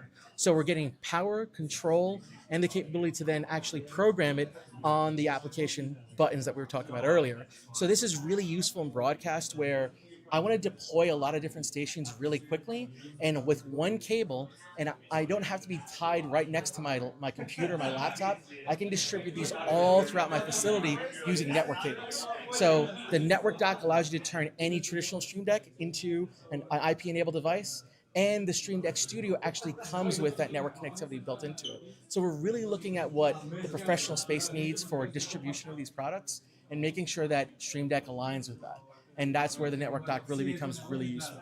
That is super cool. And I mean, PoE tech is really cool in general. Like when I learned that you could run power over Ethernet, it was kind of mind blowing anyways, the first time I heard of that. And so we have one more product, I think, on display here, and that's the Prompter XL. It's just a bigger prompter, right? I mean, at a glance, you might just say that, but that's really important when you're not sitting right in front of it. We have the ability to sit and see far away and be able to sort of get that eye line and be able to do what we do in news broadcast. We can also make something like a professional podcast. You want to get those ad reads ready. And I've actually integrated it with the new Galleon so that I can come in with the Stream Deck built into it and change the font size. So if you're, you really need the font to be really large, you can control that. We can control the scroll speed. So really showing how the ecosystem works together. The cool thing about the XL is that we can combine it with all different kinds of cameras. So traditionally we're using things like PTZ cameras. You can work this with phones, DSLRs, or your traditional studio cameras. And it really is a breeze to set up. I think that is unparalleled. Broadcast tech is typically a lot more old school, and the setup can be cumbersome. 15 minutes out of the box and you have your Prompter XL up, running, and in control. It's actually what we use in our studio at the office. Like if you ever watch any of the videos that we put out, or if we do any of the live streams, with Burrito, with Chris, with the rest of the team, we usually have a prompter XL sitting right in front of us with chat on there so we can read it. Because otherwise, it looks like I'm just going off here, just reading on my phone like that. Super cool. Thank you, Chris. Is there anything you want to leave us with? I guess actually, here's a question. Are you having fun here at CES? This is my first ever CES. First ever? Coming from a broadcast background, this is my first time attending. This has actually been really great. Just the number of people interacting with everything we have in the brand. I think people may have seen one element of Stream Deck or maybe the prompter, and just seeing the whole thing in conjunction is really great. I myself using the Galleon, just getting my hands on it for the first time at this event. It's been so slick. I really want to get one for my home setup. Awesome. Thank you so much. Thanks. All right. Let's see if we can find. It looks like Fanatec is still busy. Let's see if we can actually find Julian. Let's go. Chat, let's go on an adventure throughout the whole suite. And I want to find Julian, but not that Julian.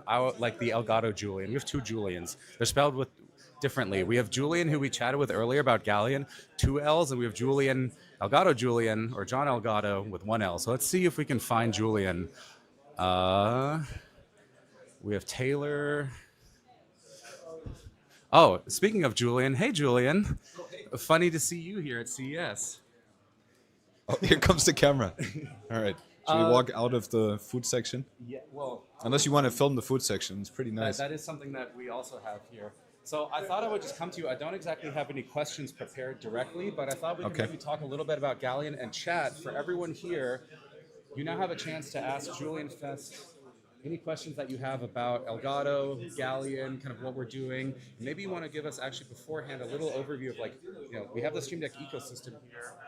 What are we talking about here overall? Like what's our goal here? I think mostly we're showing just how far Stream Deck has come. It's actually pretty rare even for me to see all the different Stream Decks lined up like this. So you have Stream Deck Mark II, Stream Deck Mini, Stream Deck Neo, the scissor key version, Stream Deck XL, Stream Deck Plus, pedal. We've got virtual Stream Deck running on a Xenon Edge. We've got Stream Deck built into a keyboard now with the Galleon. We've got Stream Deck Studio. We've got a custom sim racing button box with a Stream Deck. We've got Stream Deck running on mobile devices. I think this is something most people don't know. Even the SCUF controller is a Stream Deck. So you can use these macro keys here as Stream Deck keys, which is pretty cool, actually. When Xbox released this is an Xbox campaign, I was like, darn, because we were this close to doing that ourselves of like, this is a Stream Deck. This is a Stream Deck, yeah. Good on that one.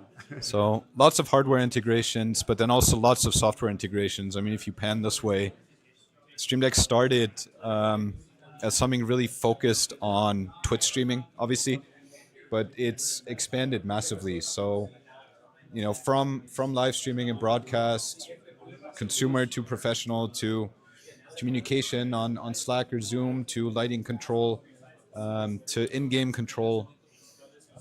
It's pretty impressive. And it's cool to see how far the platform has come and also who's using it, right? We've got testimonials here from Red Bull Media House, from Microsoft Flight Simulator, from Zoom. We even have an official quote here from the OBS Studio team, which is awesome.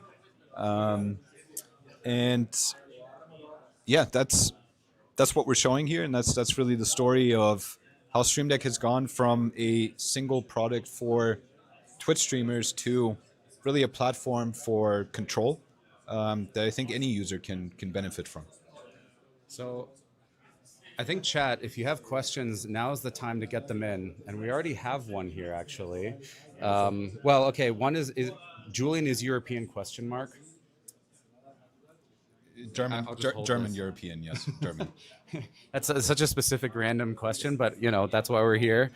Merkt asks, Galleon question, will there be a version where the Stream Deck is on the left side of the keyboard, or is it right side only?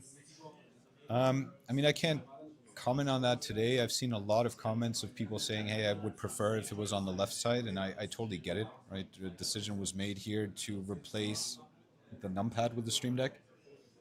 If that doesn't work for you, then I get it. Maybe there will be one on the left side. Maybe there will be one that's modular. I think you have to make a first step at some point. And to make a first step, you have to make some product decisions. And those are never going to appeal universally to everybody. And for us, I'm glad Galleon is out there now. It's a starting point. And I think we'll keep on building from there. And a lot of it is really going to be based on your guys' feedback. So if you want a keyboard with a Stream Deck on the left or on the top or modular or whatever it is, let us know. I mean, that's what we base a lot of our product development on is what you guys are hoping to see from us. Let's see. We've not necessarily a question, but a statement here from Digital Drummer. I love how easy it is for us developers to create plugins for Stream Deck. Thank you for that. Yeah, our team, we put in a lot of time and a lot of effort to make sure that it's incredibly easy to get in touch with us, to make sure that documentation and resources are out there, and that Stream Deck as a development platform is open and just easy to use. Yeah, we love to hear it. We put a lot of time into it. Maybe a question back. What plugin are you building? What plugin are you working on if you're already working on a plugin? I guess that's so not only that, but I would even add on to that. Everyone in chat, if you have a Stream Deck or are thinking of getting one, what is the first plugin and your favorite plugin that you're currently using? Actually, I guess, okay, let's flip the script here. Julian, what's your favorite plugin for Stream Deck? Or what do you use, I guess, the most? I mean, the one I use religiously all day long is the Spotify plugin. I tend to have music playing most of the time. I love having it just on my Stream Deck for immediate control, but also for the cover art. Playback control, volume control, all that stuff. That's probably my single most used plugin, I would say. Okay, let's see. We got StreamerBot here, Home Assistant plugin, Spotify bar rate or countdown timer. I use my Stream Deck for role-playing in Red Dead. The server I play on created an RP plugin that shows character health, horse health, among a bunch of other in-game things. That is super cool. Hey, if someone out there from Rockstar is listening, a Stream Deck plugin for GTA 6 on day one would be so awesome. Imagine all the RP that you can do with that. All the emotes and... Especially now with Galleon. That would be really cool to see, for sure. Yeah, definitely. Let's see. That is a great question. I will first say I didn't think of the lefty folks. Okay. Digital Drummer, I want to build a plugin for Mac that will also show me Twitch streamers I follow who are live. Barrator built one for Windows, but there isn't one for Mac. I think there is. I got to check what it's called, but I have it in my setup, so there definitely is. There's a plugin that shows you what Twitch streamers are live. There's also one for Kick. And there's also a plugin called YouTube Ticker, I think, that shows you whenever a channel has either uploaded a long-form video, a short-form video, or has gone live. So, and I'm a Mac user, so all this stuff does also exist for Mac users. Okay. Hoffmanmeister. Whoa, wait. There's one with live updating video feeds. Oh, wait. This was a... what was the question here? Replying, I'm developing one for Octoprint Clipper to show your camera feeds on a button. I think that's really cool. For what? I'm not sure of the actual software, Octoprint and Clipper, but yeah, I mean you can do that with Stream Deck, of course. Sounds like maybe it's a 3D printing thing or something. We recently built an internal prototype of a plugin for Bamboo Labs, where we're showing. It's a live feed. It's maybe running at 10, 20 frames per second on a key, so it shows you your print on a key, but it also shows you the print status, like how far along it is, which is pretty cool, right? So you don't have to run into the room and check how far is my print. It just is on your Stream Deck, or you don't have to go into any web dashboard. It's just there. Awesome. Okay. Let's see, one more here. I have a macro to switch off the lights in the room and switch off the computer. Hey, well, that's easy. I do use that plugin a lot too. Control Center, controlling my lights is also one I use daily almost. Boba TV. Julian's eyes are mesmerizing. Well, thank you. It's not a question, but it's a nice comment. I appreciate it. Okay, back to questions. Iron Kill. Is there a specific game you're looking forward to using the Galleon for? Is there a specific game? I don't know. I've been mostly playing on PlayStation and Switch 2 lately, where I'm not going to be able to use the Galleon. And I'm a Mac user. That doesn't make it easier because the Galleon is not an optimized Mac keyboard. So maybe we can have you answer that question instead of me? Sure. For me, honestly, Star Citizen is just the coolest one. That's kind of the generic answer because, well, we have Star Citizen literally right here, and they're kind of I guess, like a launch partner in a way. We're also working on some really cool stuff with them, so stay tuned on that. But Star Citizen is just incredibly fun, and the immersion feeling. Like, there's no really way to describe it when you can activate your ship shields by pressing a key that is displaying something on it. Like, it feels like something out of the future. It still does. Or if you see your ship health on the keys, or you want to pull up your MOBA glass, and your guy kind of raises his arm just by, again, pressing a key that has like a visual on it. It gives that. Again, it's like hard to describe the feeling of that. So like sim games in general are just really fun with Galleon. Yeah, I mean, it adds that immersion layer, right? It feels like you're in a bit more of an actual cockpit with the visualization that you get on something like Galleon or Stream Deck in general. And I've seen a lot of comments from Star Citizen players on some of the launch posts that they are really liking Galleon, which is awesome. Because we're working with the team that's building Star Citizen, and hopefully there's going to be cool stuff to come from that. Yeah. All right, another question here from Digital Drummer. Any update for Wavelength 3.0 that have been released at CES? Well, we didn't release something specific for CES, but I guess in general, is there an update on Wavelength 3.0? I mean, we keep building. I think we've put out 3 or 4 beta updates since it went live in October. So we're taking your feedback that you're sharing on Reddit and across social. We're implementing bug fixes. We're changing some of the UI. And that was really the goal with the public beta, right? Was to get you guys using it, get feedback, and more or less build in public as we work towards a full release. Mm-hmm. Oh, and here's Drummer has just got all the questions here. Or I guess not really a question, but more of a statement, but also a question. Hopefully Companion will support Galleon soon, BitFocus Companion. We've got Galleons on the way to our friends at BitFocus, so it absolutely will be supported by Companion, by Buttons, and I think we're going to see a lot of Galleons also pop up in broadcast environments for sure. Okay. So chat, do you guys have any other questions for Julian? Because now is your chance. We have a rare moment of him. Actually, it's not that rare anymore. You're on live streams all the time. So what are we talking about? No. Yeah. It's really not that special. No. But I guess, are there any notes that maybe you want to leave us with? Or do we want to check out a Galleon again? Or any thoughts? No, I think, look, Stream Deck keeps evolving. That's what we're trying to show here. And what I'm excited about is that we're starting to integrate it now natively with Corsair gaming peripherals. Galleon is probably the most on-the-nose manifestation of that. We've literally put a Stream Deck inside of a keyboard.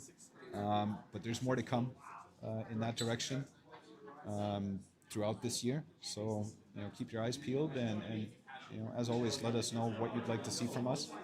I'm really looking forward to feedback and also looking forward to seeing what you guys think if you get your hands on a Galleon when it ships later this month. Awesome. Now there's one more question for you. Any teasers? And I was just thinking as I read this, we tried to tease something, but it actually didn't work. It didn't work, yeah. We genuinely tried to leak something. Look, we're working on a lot of cool audio stuff, I'll tell you that much. And we're going to have some very interesting stuff to show pretty soon. The wait is not going to be that long. But there's a new wave coming. I'll leave that as a teaser. Very cool. Well, chat, why don't we wave Julian goodbye as we head over to Fanatec and see if we can get a demo over there. Thank you so much for joining us, Julian. All right, so let's go over to Fanatec and take a look there. If we can get a demo from Mark on the plugin. It's still super crowded over here. Xenon Edge over Wi-Fi Bluetooth. Hey, Wrecker, interesting question. Keep in mind battery life. The Xenon Edge with a big display, Wi-Fi Bluetooth, battery life is going to be kind of a big one on that. All right, we just have so much going on with Fanatec. I'm not sure we'll be able to squeeze in here. There's just a lot. Maybe we just hit them at a bad time. I do know that we will have, we have video content planned for it. So I think we'll just have to call it here. I guess if there's any last questions on Galleon or the suite in general, feel free. I have a couple more minutes. But if not, then think we're coming up on our. We were only planning to do this until about like 11:30 or 12, anyways. So let's see here. A giant racing sim gets all the attention. Yeah, and unfortunately, I can't just like really push people away. I would love to, but it might be a little bit tough this time around. Let's see. Can you play the Galleon trailer? Oh, there we go. Yeah. So if you haven't actually seen Galleon yet, I mean, we talked about it earlier in the live stream, but why don't we go ahead and queue up the Galleon trailer if you haven't seen it yet? Let's go ahead and do that. Push them. I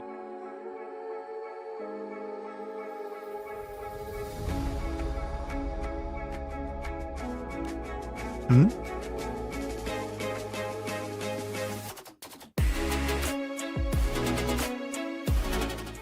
Did it just end like this? No.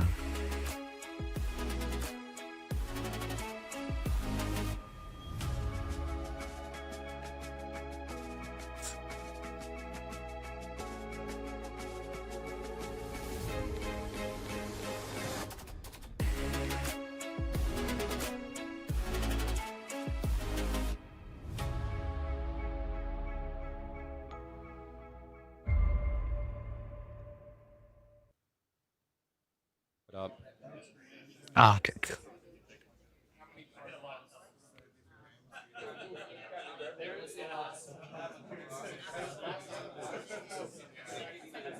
I'm live. Oh, my bad. Whoa, I didn't know we were live streaming. Sorry, guys. No, welcome back, everyone. So that was the Galleon trailer.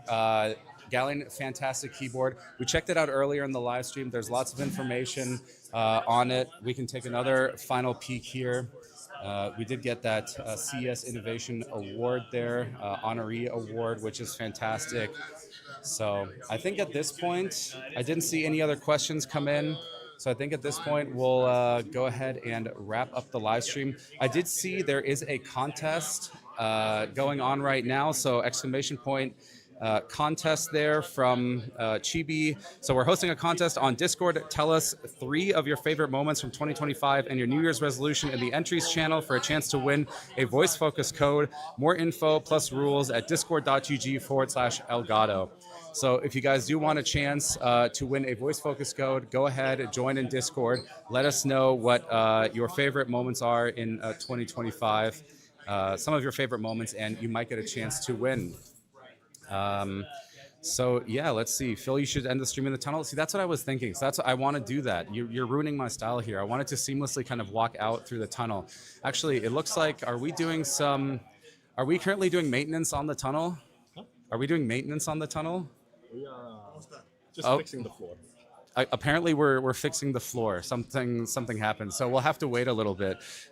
Chat, let's see. Will you be opening the partnership application soon? Unfortunately, I don't have an answer for that. I don't know. Just keep an eye on our partnerships page, and you will know when it's open. Or sometimes our team will announce it as well. All right, are we good? Okay. All right, then we'll do. I don't have any music to play for like a cool walkout, but thank you again, everyone, so much for joining us here at CES 2026 for our live stream from the Corsair Suite. I hope you guys enjoyed. Thank you to everyone. Thank you to Chris, to Julian, Julian with 2 L's, Julian with 1 L, as well as Andreas and everyone who came on the stream. Thank you to the entire team. It's really awesome here. And now let's pretend that we're playing some really cool outro music as we make our way through the tunnel here. One more time. Let's give you another view there. This is the Stream Deck tunnel with 430 Stream Decks, about 6,900 keys. So cool. And it looks like we're going to be raiding as well here. So as we make our way out, we back out here. Ooh. And again, thank you so much, everyone, for joining. We're going to go ahead and raid, what is it, Gold Queen, or Queen Gold. So thank you, everyone, for watching. Go say hi to Queen Gold, and see you guys in the next live stream.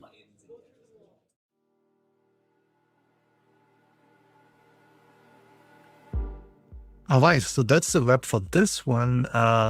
Let's watch on the live stream. Sorry, not live stream, but because those already took place. But then haven't had the chance to see them myself, so that's why I'm wondering, should we see LG or Intel? Yeah, any preference, folks? Any in the chat? You like to see LG or Intel?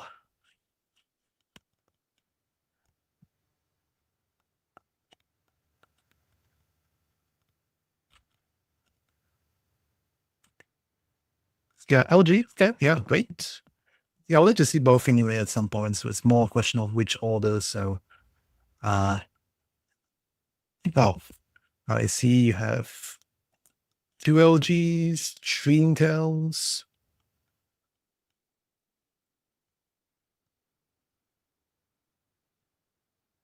All right. I guess the majority wins since we have 4 Intels and 2 LGs. So we'll start out with Intel and let's see what time. Oh, Ken, we are going to pull a poll. Oh, thank you very much. Yeah, in that case, the second one that we don't have time to see it now. I guess it depends what time it ends. If we have time, then it will be afterwards, or otherwise it'll be tomorrow.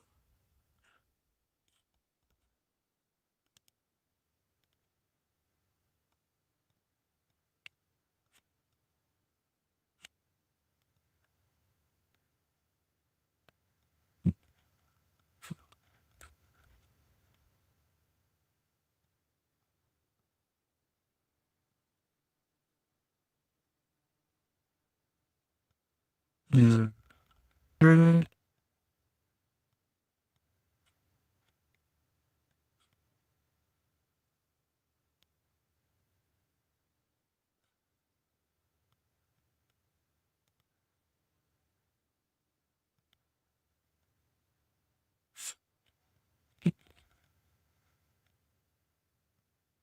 Yep, the poll is running right now.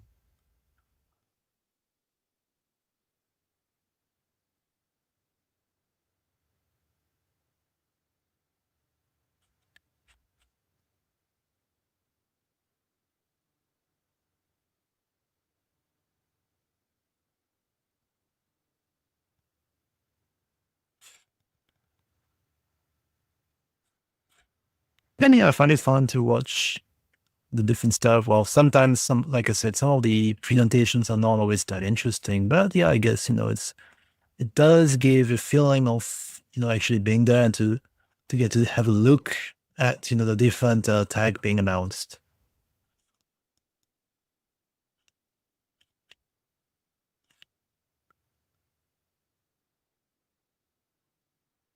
All right, looks like Intel wins. So let's check it out.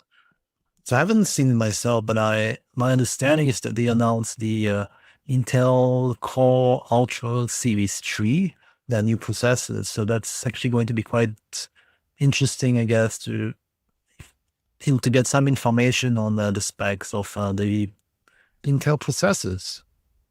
And yeah, Dennis the Manic is here doing work while watching. Yeah, it's fine. I mean, I myself, I do multitask as well. So yeah, no worries.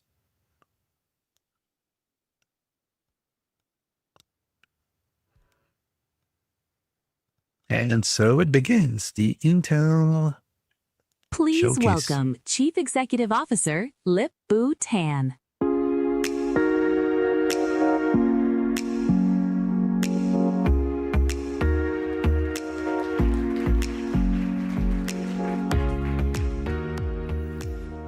Good afternoon, everyone, and welcome to CES. And thank you for joining us today. It is an honor to be here with so many innovators, creators, customers, and partners from around the world.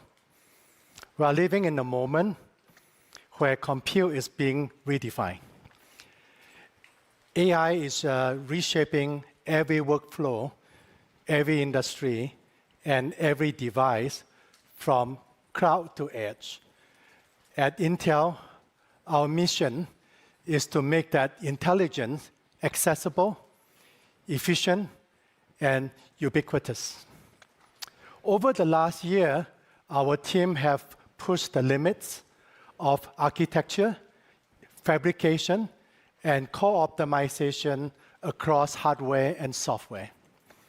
I'm pleased to share that we have delivered our commitment on shipping our first 18A products by the end of 2025.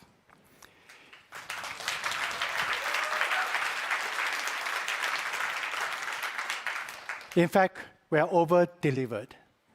I'm delighted to announce that we are ramping all 3 Core Ultra Series 3 die package as we speak. What you will see and hear later today are breakthroughs that can only be enabled by a tight integration of silicon design, advanced silicon process, and packaging technology. It is something that only Intel is uniquely positioned to do, working closely with our OEM partners and the open ecosystem. You will hear from Jim later on, and his team talk more about all the technology we are announcing today. Our latest Series 3 base system truly represent a new class of computing, designing for AI-driven future, built to empower developers and creators and engineers to drive, then deliver massive leaps in performance and efficiency. This announcement will representing the next evolution of the PC. So thank you for joining us. Let us talk about what is next and show you what is possible. Thank you.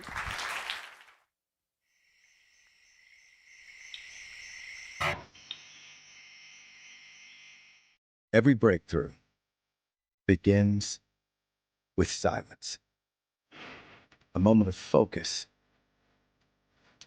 a moment of building in the quiet. But in that quiet, inside these fabs, the momentum has been rising. See, quiet doesn't mean stillness, because here, progress never pauses. It pulses, pushes, accelerates, layer by layer, line by line, gate by gate. And now, it's ready to meet the world.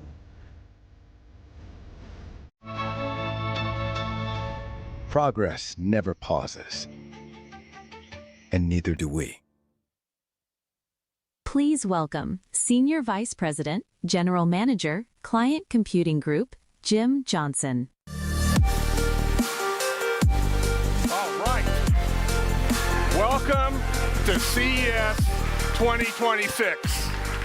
I'm excited to be leading the Client Computing Group PC and Edge products at one of the most exciting times in the industry and for our company. CES holds a special place in my heart because together we get to set the tone for what's coming this year. A special welcome to our partners. Thank you for coming and spending the time with us. You know, we could not do it without you.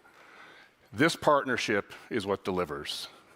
But before we talk about client, let's stop for a second and talk about Intel. The industry and Intel are both at a strategic inflection point.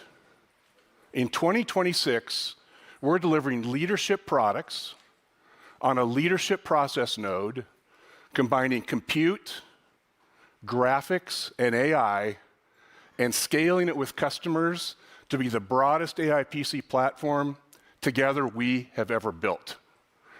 In the last 5 years, we've invested heavily in capital, R&D, new fabs, new tools. Much of this investment aimed at pushing process technology forward, expanding manufacturing capacity in the United States and around the globe. 18A is the center of that effort. As Lip-Bu mentioned, we're in production and ramping Panther Lake. This is a big milestone.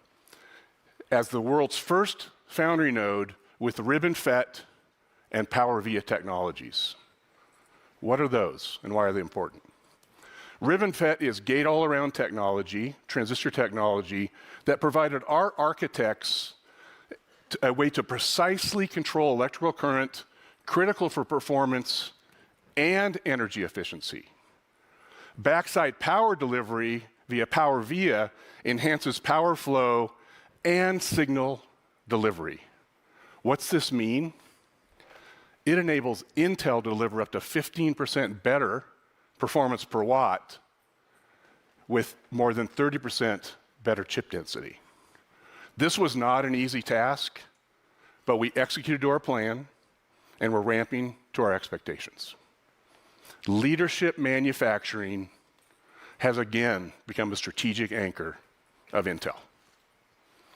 Alongside delivering x86 solutions at unmatched scale, this is where our multi-gen effort to drive power-efficient performance, hybrid core architectures, and a multi-engine local AI are coming to life. We build for what's needed today, but work really hard with our partners to anticipate what's required next. And right now, as we know, that next wave is AI. It's everywhere, it's in every industry, and it's in every conversation, and we'll talk about it more today. It's a huge opportunity for all of us, and together we've been out front shaping what it means for personal and edge computing. And with all the excitement around AI, we always remind ourselves fundamentals still matter. Everybody wants a cool, quiet PC, strong performance, all-day battery life when we're on the go, and the next step of the journey is here.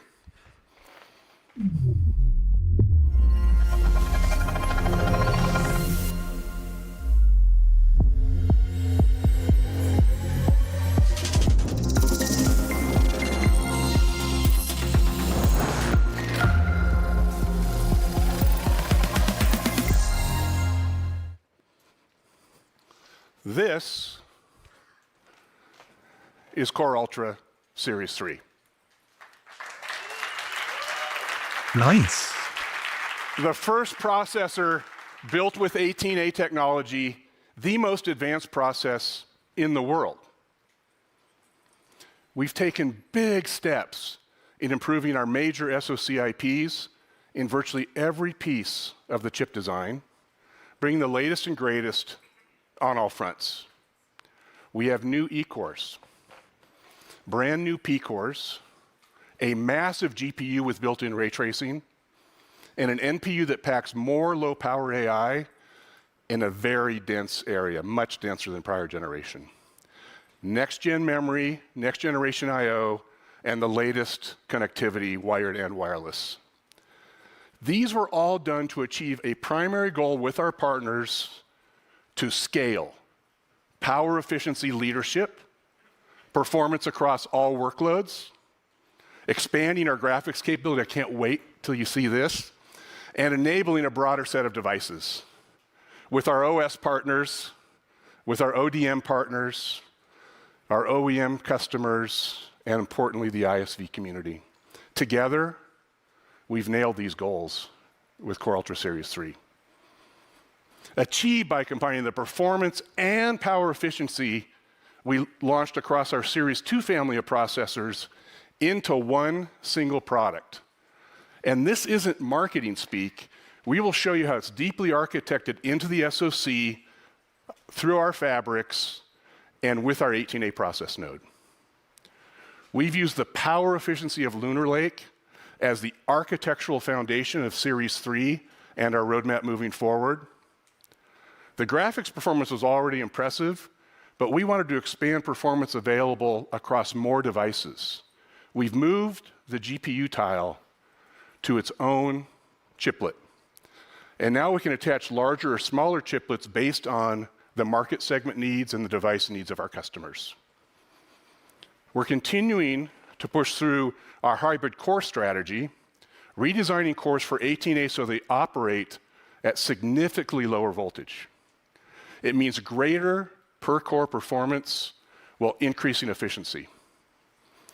We've improved the multi-threaded performance of Series 3 by adding up to 8 E-cores. And we completely redesigned our low-power island with dedicated low-power E-cores with their own cache that run hundreds of workloads that are optimized for maximum battery life. Examples like web browsing and video conferencing that demand power efficiency. The benefit, better performance, much lower power, longer battery life. We've also consolidated all the IOs onto a single chip. This was a big ask by our customers' design teams because they want to take Series 3 and expand its capabilities and its market coverage. But people don't buy SoCs, and we know that. So beyond the SoC, we've deployed other technologies at the platform level focused on power efficiency. Intel's intelligent display technology, context-aware charging, low power video conferencing with our image processor, long-lasting connectivity with Intel's Wi-Fi solution. We bring this all together with our advanced Foveros packaging technology, delivering a full range of Series 3 processors. That architecture flexibility allows us to provide multiple configurations using a single package type up and down our customers' designs, something they've been asking for 2 generations. They have more memory options, and they now can use their own power delivery schemes for their product management and product capability. This gives them design flexibility up and down their product lineup, supporting them into the market in easing design efforts for their teams. So we just covered a lot on architecture. Let's unpack what it can do, starting with the x86 core. We're proud of this accomplishment. Core Ultra Series 3 delivers 60% more performance than Lunar Lake Series 2. And it's faster and more efficient than our highest performing SKU running fewer P-cores. This focus, this maniacal focus our design teams have on power efficiency and the implementation of the low power island dramatically improves a range of applications we use every day. A simple example would be streaming 4K video on Series 3 draws now 1/3 the power than prior generations. A massive reduction that allows us to be talking about battery life in days, not in hours. It once again puts the myth to bed that x86 can't be power efficient even at higher performance levels, and this is the last time I'm going to say that.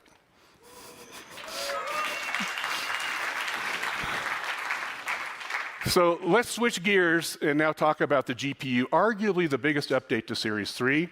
And to walk you through it, let me welcome our GM of PC Products, Dan Rogers, to the stage. Thanks, brother. Thanks, Jim. Graphics at Intel is an interesting history. Ubiquitously deployed with a massive install base, but previously lacking in key features, driver support, and frankly, performance. 5 years ago, we set on a mission to change that with the announcement of our Intel Arc graphics. And this was more than a hardware plan. Arc is our brand commitment to deliver world-class, discrete-class software across a range of graphics products, including integrated. We've re-architected our entire software stack and strategy to include extensive game day testing, day zero driver support, and a full modern feature set. Last year alone, our engineering teams engaged 300 developers on pre-release titles and supported 50 day zero driver releases. This is light years ahead of where we were just a few years ago.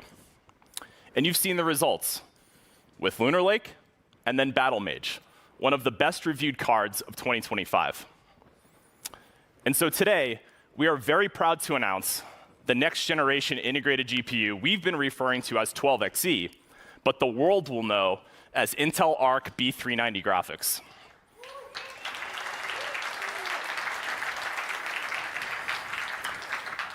It features 50% more graphics cores, twice the cache, and 96 built-in XMX AI accelerators for 120 GPU tops. If you were impressed by the graphics of Lunar Lake, Panther Lake has 70% more gaming performance and an incredible 50% more AI inference performance. And to prove it, we tested Panther Lake across a range of titles and APIs from DX9 to DX12.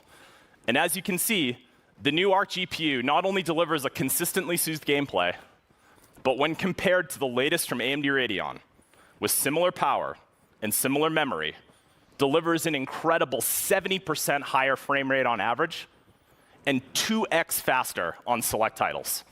This is truly amazing.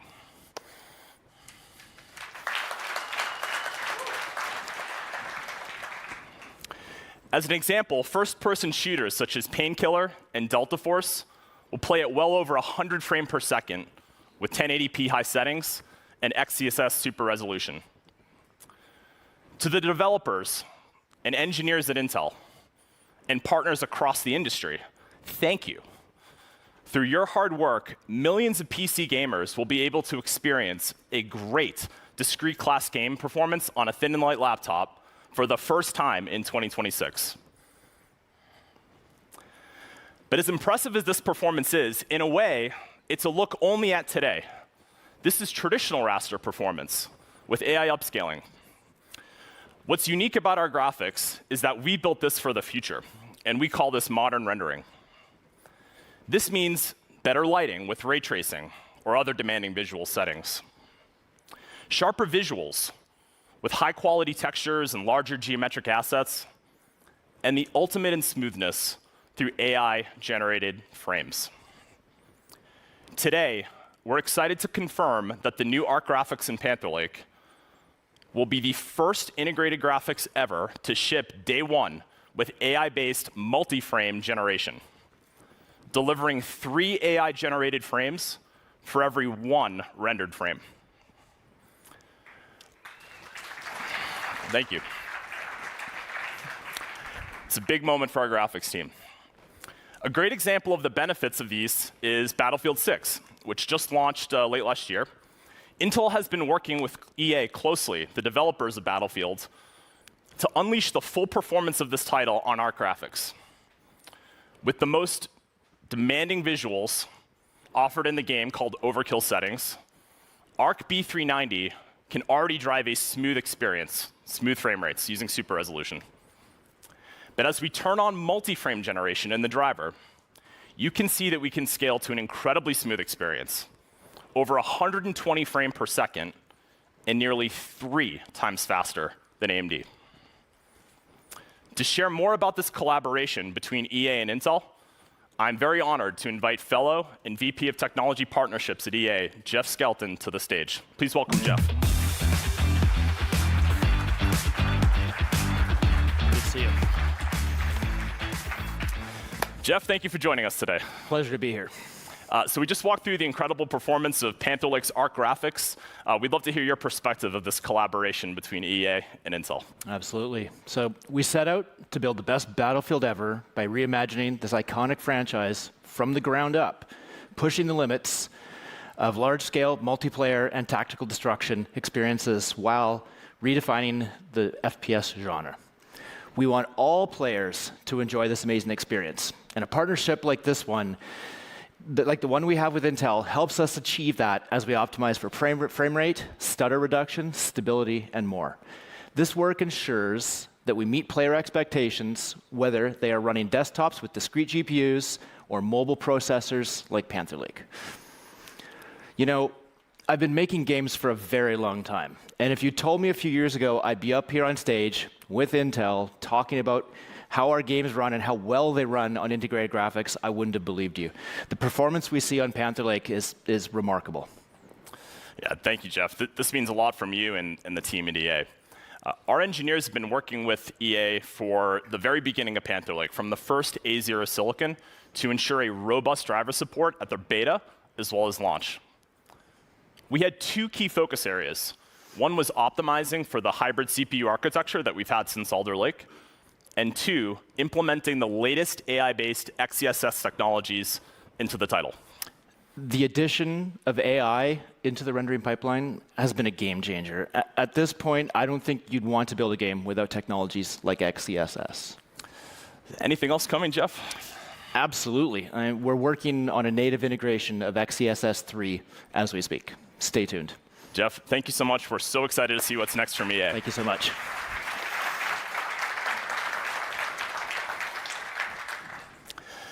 And finally, with the performance of our graphics integrated into a low-power x86 SoC, plus the progress you've just seen in software from Intel, it's natural that we would think even beyond laptops. So today, we're excited to share with you that we will be launching an entire handheld gaming platform with Panther Lake. And we'll have more news to share on that from our hardware and software partners later this year. I hope you stay tuned. Thank you so much. All right, Dan. Good job. Thank you, brother. If you have any interest in mobile gaming, you've got to buy that PC. So now let's turn our attention to AI. To deliver new and better experiences of AI PCs, it takes a massive investment by our software partners. When we created the AI PC category back in 2023, we understood it was a partnership between our hardware and infrastructure and the software ecosystem that would ultimately deliver on the experiences.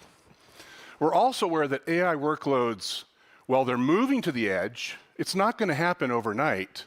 And even today, they're predominantly handled in the cloud. But that's changing. We're going to show you some of this. We are committed and delivered. We committed and delivered the largest AI PC footprint in the industry. This sparked the investment of the software community, and that investment accelerated innovation. It continues to accelerate innovation in very short periods of time and cycle time. Early inference, it's hard to believe, just 2 years ago, it was all about background blur and noise suppression, no dogs barking. And then we evolved to Gen AI and advanced transformer models. It really started rewriting the personal in our personal computer, offering something different for all of us, augmenting and accelerating our daily work. And I have a personal experience I'd like to share. My son leads a large software team in smart energy services, and AI-enabled coding is completely overhauling how they develop products. Software engineering is not about typing syntax. It's about architecture and design. AI helps them automate the construction phase, freeing up massive amounts of engineering cycles to design better products, better systems for scalability, reliability, and importantly, observability. And now with vibe coding, his team can spin up custom observability frameworks and analysis tools in days rather than months if they ever even got around to it. And this is unlocking an amazing ability to instrument all aspects of his software products. The best analogy, it's not perfect I can think of, is just think about what CAD tools did for mechanical and civil engineers, eliminating the need of tedious drawing on draft boards. That's the type of thing that's happening in the various industries we serve. We have invested significantly in software engineering and in infrastructure. We support hundreds of leading ISVs with the tools they need to deliver new AI applications optimized for Intel's CPU, GPU, and NPU. For example, Adobe Premiere Pro. They're using the Arc GPU Dan just shared to search for media. You simply describe what you're looking for, and it'll find the match, even if it's unlabeled or just buried in footage. Something you cannot do without this capability. Another example is Zoom. They have a virtual ring light, and their model runs on our low-power NPU that brightens our image while automatically dampening and dimming the background. We also support the AI models that people depend on running locally on the PC. Breadth, of course, is important, but also quickly optimizing for updates and enabling new models as they become available.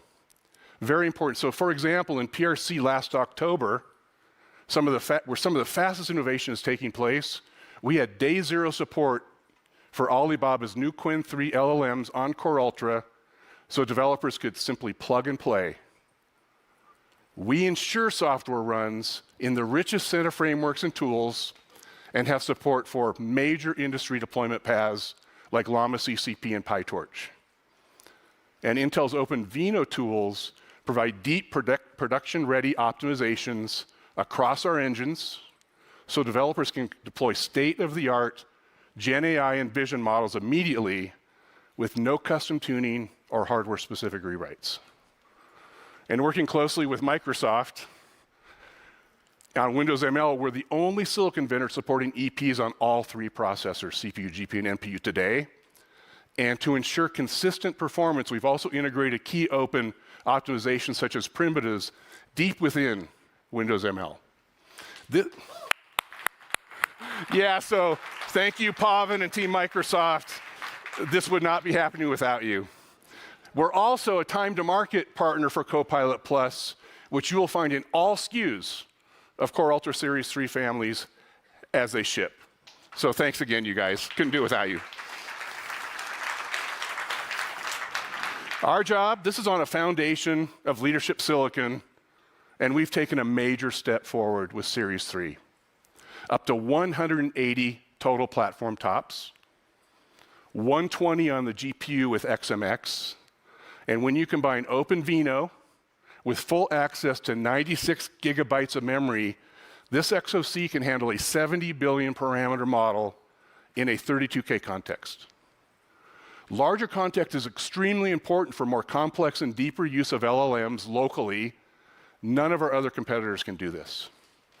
You complement this with the low power NPU of 50 tops, always on, always inferencing use cases like video conferencing security.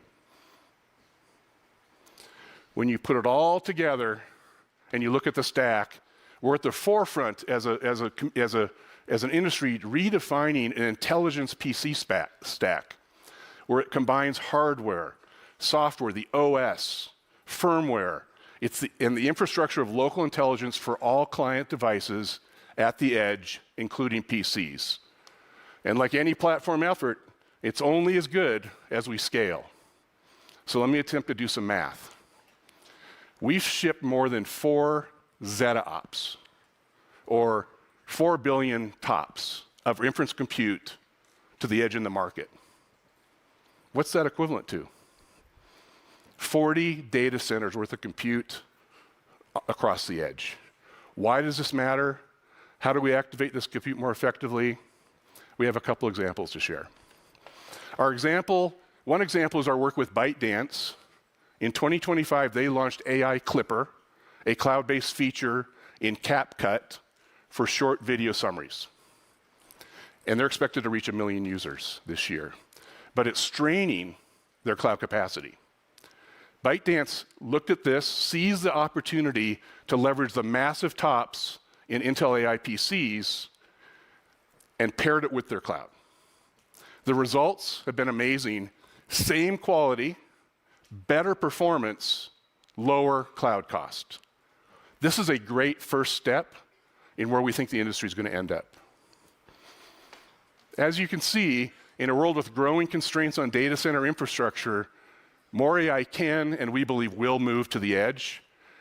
But it won't be exclusively client. It has to work seamlessly with the cloud. And Series 3 represents the start of this hybrid AI era. Putting this into practice is a huge technical challenge. Our new Intel AI Superbuilder platform is a breakthrough which helps client and cloud models start to work better together. Local AI executes the task securely, keeping your data on the machine, while cloud AI handles global reasoning, planning, and multi-agent orchestration. The communication between local and cloud enables greater security, greater privacy, better performance, and better cost. And we're actively working with the ecosystem partners to augment cloud-only solutions in a hybrid environment. One of the absolute leaders in this area is Perplexity. Let me welcome CEO and co-founder of Perplexity, Arvind, to the stage. Good to see you again. Thank you so much for coming to be with us. Thank you. Yeah. Hey, so you've been a champion for hybridized AI compute for quite some time, right out in front of it. And I know with the Comet browser that launched last summer, and I'm a big fan, I use it often, you put a lot of attention on moving as much compute as possible locally. Can you share a little bit about your vision and how to do this? Yeah. First of all, thank you for having me here, Jim. And I love watching all these talks about chips and all the technical details, because I really think deep tech is the real thought leadership in AI, so thanks for doing that. And yes, I've been talking about localized compute for quite some time. The past summer, we launched the AI-powered browser Comet. What got a lot of attention among people is the AI. But to me, what's really interesting about Comet from the get-go is we really focused on keeping as much compute and data of the user locally as possible. Because that way, users can really trust the product and use and have privacy guarantees. So we believe localized compute will only get bigger and more important as AI advances further and further in capabilities. And there's 4 reasons for this. Number 1 is, first of all, it's very simple, performance issue. AI feels slow to a lot of people, and people are impatient. So think about all the times you've felt delays in computing before. That spinning beach ball is your data basically traveling thousands of miles to a server farm and back. So local compute removes that journey. So when processing happens right where you are, there's going to be no lag. And you're also not sending all your local files to the server farm. You keep decreasing the latency the more and more you localize. And so it's going to be faster and better. Yeah. Second, it's the privacy and security argument. Now, remember I said these get more important as AI advances further and further. So with great power comes great responsibility. And privacy and security drove our original thinking behind hybridizing the compute in the Comet browser. So we built an AI browser because you don't just browse on the internet anymore. That's how browsers started in the 90s. Today, you live on the internet. You work there. Amen. The internet is basically in every part of our lives. And nobody wants all of that to be uploaded to some frontier model AI company servers. So that's why there are some AI companies, even though they want all of your data, that's not what the users want or the enterprises want. Market demands local compute. And so the more you localize, the more secure each user's most personal queries are, AI can begin to be more useful to you and start getting more personalized to you. Yeah. And you start connecting your local files to the machine. You're guaranteed of security. You own your files. You own the data. And over time, you own the intelligence. It's your brain, and you own it. Nice. And the third argument, simple economics. Unless you've been living under a rock over 2025, you probably heard that AI is getting really expensive. It's different from software. Every query is costing you real money. That's inference costs. And in 2025, another hype topic was data centers. But when you centralize inference in data centers, there's huge bottlenecks in the demand. Localized compute inverts that model entirely. Infrastructure costs will drop dramatically for everybody as the bandwidth expenses plummet. So it's a simple economics argument. Finally, 4th reason, especially for businesses, control. This is where it gets really serious. Now, 4 of the Max 7 and 92% of the Fortune 500 companies entrust Perplexity with their data on our servers. That's a big responsibility.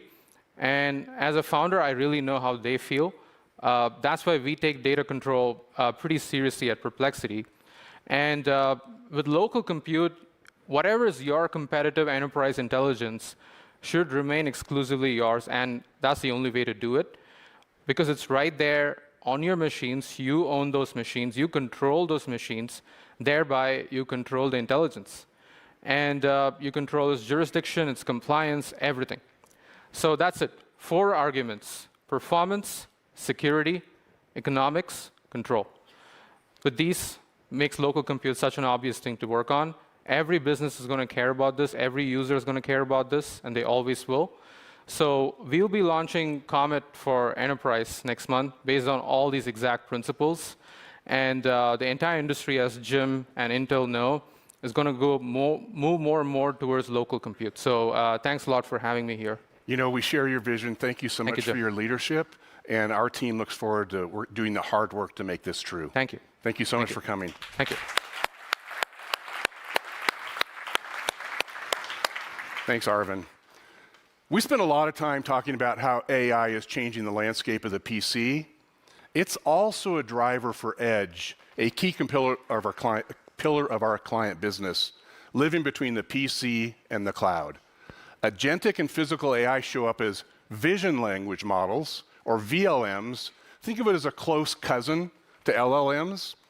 And for example, in industrial environments where automation is used for quality controls, we're now seeing VLMs being deployed that are 140 times bigger than ones just a couple years ago. And we're taking the same approach on the edge as we do with the AI PC. Establish a large footprint of leadership hardware that activates investments in applications by our software partners. Together, we infuse AI and power-efficient x86 right where the compute happens. We're bringing Series 3 to the edge with all of its latest IPs and technologies, and because of the growing demand of AI at the edge, we're now accelerating the launch of 18A products for this market to align directly with the PC launch, so Edge has the newest hardware at the same time. We design and test and validate for high and low extreme temperatures, 24/7 reliability, and extended life support, because these are additional table stakes for our critical Edge customers. You will see Edge devices in hundreds of form factors across key segments like smart cities, factories, healthcare, and all sorts of automation systems. The demand is huge, growing, and Series 3 was designed for this task. Just look at this data. Nearly 2 times better LLM latency performance and over 2 times better TCO for video analytics. These SoCs are great at perceiving the environment and then using the built-in processors all on chip to control the machinery. There's no need to offload AI to a discrete card. We're also seeing a lot of interest in robotics, stationary control arms, autonomous mobile robots, and even humanoids. And you'll be able to see one if you're here at the show right back here running Series 3. And to facilitate these emerging use cases, we have worked on a reference board and a dev kit with Edge ODMs that includes Intel's robotics suite. The tools, the frameworks, and the applications, all available with the launch of Intel hardware. So let's wrap up with what's next. Our partners have over 200 designs. There will be a Series 3 option for everyone. Gamers, as you see, that want the best performance on the go will want this processor. vPro for business. Robotics and industrial edge devices. This will be the most broadly adopted and globally available AI PC platform Intel has ever shipped. You can tell we're excited. You can tell I'm excited for Core Ultra Series 3. And instead of doing a recap of all of this, the numbers speak for themselves. Longer battery, faster graphics, higher performance, more AI, and you don't have to wait. Core Ultra is ramping now. First consumer designs available to order starting tomorrow, with more designs rolling out all year. We've covered a lot of ground today. I think we should take away one thing and that is we are at the strategic inflection point for AI computing in client together. Our job, build leading process and SoCs. Our customers are delivering systems that will surprise the market, and our software partners, as you see, are investing in these platforms for scale. For those of you in person, hang tight. I have another. Do I have it up here? Oh, I don't have it up here. There's some really cool demos in the back. So please, when we're done, walk back there and see them. And let's have a great 2026. Thanks, everyone, for joining us.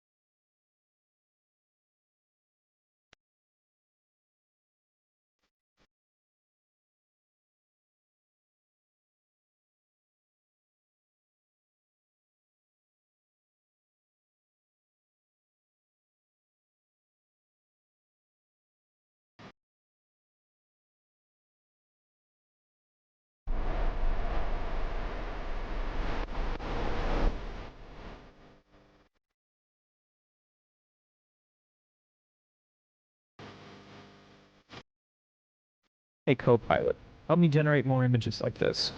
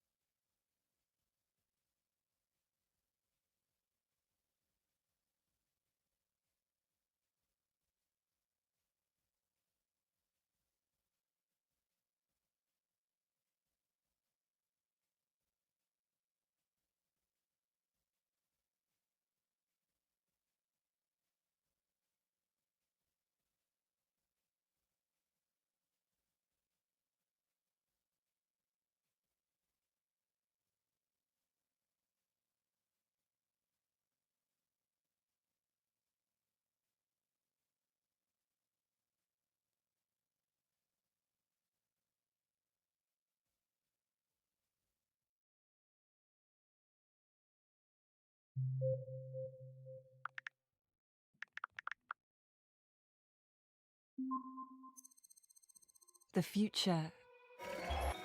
The future. Nations debate artificial intelligence. The future is human. Somewhere along the way, technology started talking over us. It told us to hurry up, to upgrade, keep our heads down. And in the race to make life better, it forgot what makes life good. It's waking up to a song that makes the corners of your mouth rise. A 9 to 5 that doesn't feel like work. And your 5 to 9 being the time you give back to yourself. Not to chores. It's taking the time to stop and just breathe. It's remembering a car is a space to open up in. And knowing that everything you've ever been searching for can be found in something as simple as movie night. When innovation is designed to give you more of these moments, you'll see the good life isn't some futuristic, unattainable dream.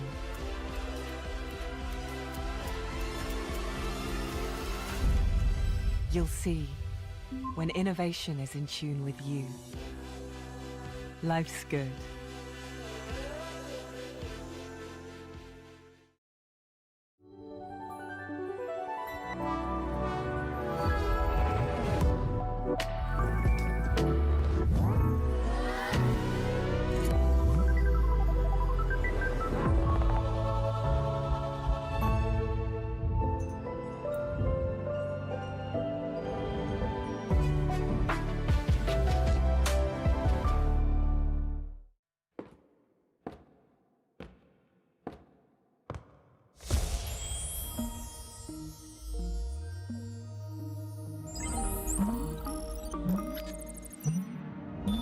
Recognized CEO Teacher Liu.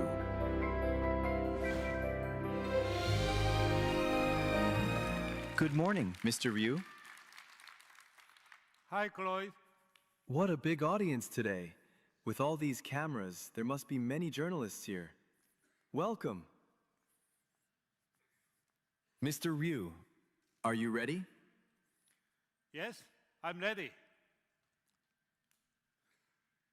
Good morning, everyone. Welcome to LG World Premiere.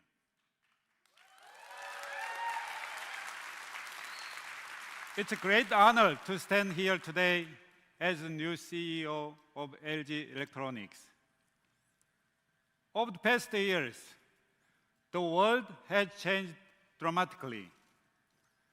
But one thing has become more clear. Innovation only matters when it truly makes our lives better. 2 years ago, when everyone was talking about AI, we at LG asked a simple question. What kind of AI do people really need? Our answer was affectionate intelligence. We believe AI should understand people and care about them. And today, we take one step forward and ask a new question. What if AI could step out of the screen and start working for us in real life? The home is the place we know best. But for AI, it is one of the hardest places to understand because every home is different. Each one reflects its own habits, culture, and emotions. For AI to truly help us, it must understand these differences and learn to adapt by itself.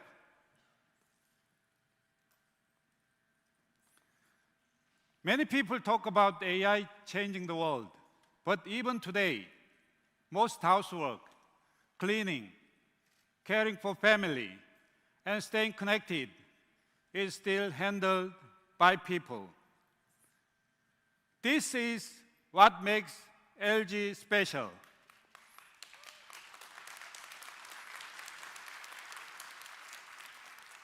As a global leader in home appliances and consumer electronics, we already have lots of touch points in people's living spaces. We deeply understand real homes, real lifestyles of our customers around the world.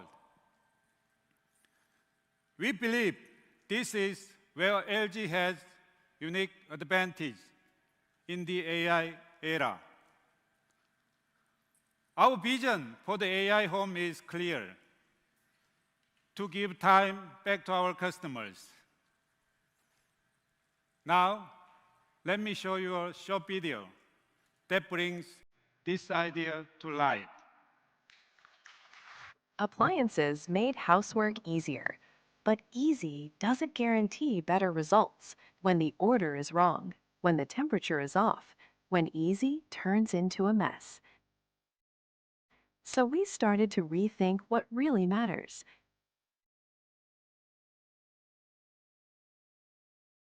Less physical effort matters, but doing it right takes thinking.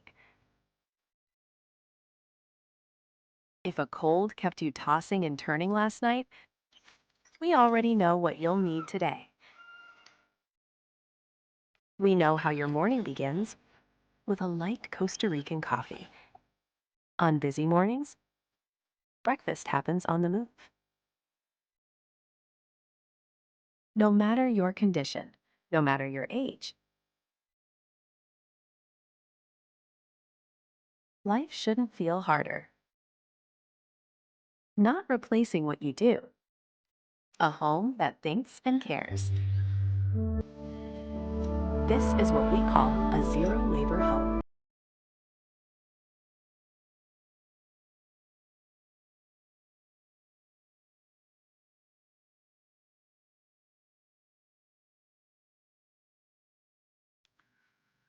What we just saw is zero labor home, a future where devices and the AI work together to reduce physical effort and stress, creating an environment of ambient care.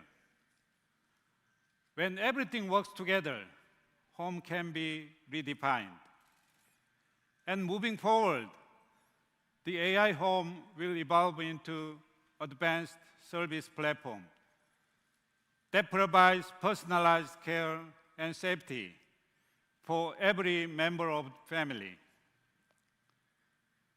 Now, let me explain how LG can make Zero Lab Home into a reality.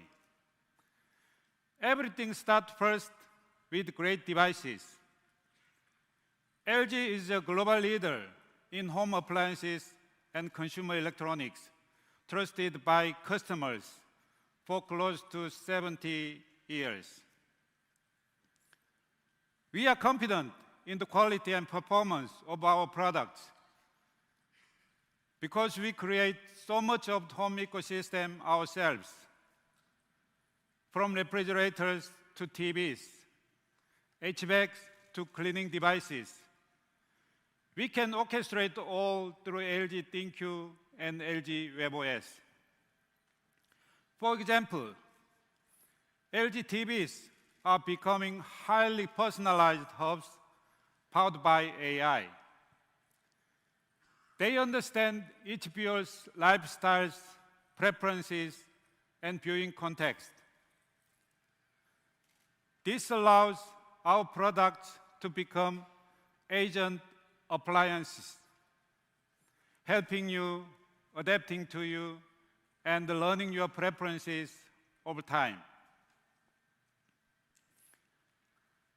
A truly AI-powered home must work as one orchestrated system. Devices, solutions, and works together as one. And this also applies to robots. At LG, we see home robots as home specialized agents. They are designed for the home, and they will become a natural part of our most personal space. However, our ambition is more than creating a simple home assistant. Without extra input from users, our robot will be able to sense, decide, and create the best environment on their own. LG will take the next step with new solutions, including space-driven robots. And in this journey, we will set a new standard for future of home life.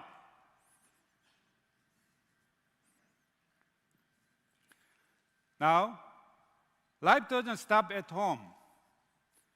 We move across many spaces: homes, cars, workplaces, shops, and cities.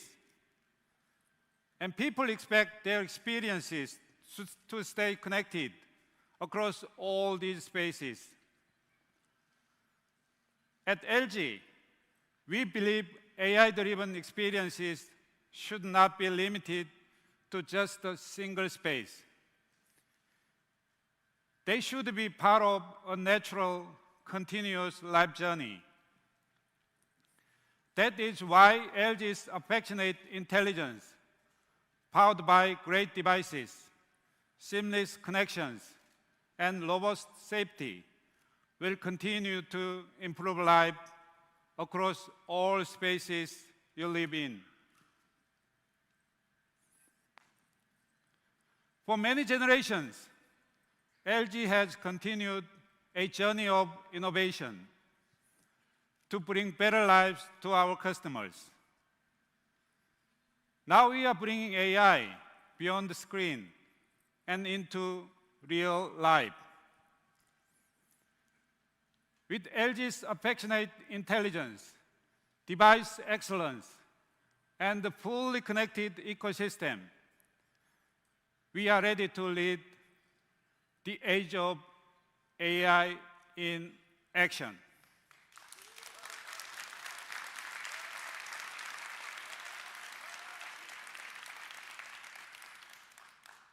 Today, I invite you to see how we are turning this vision into reality, transforming the home, enhancing the spaces around us, and making life truly good.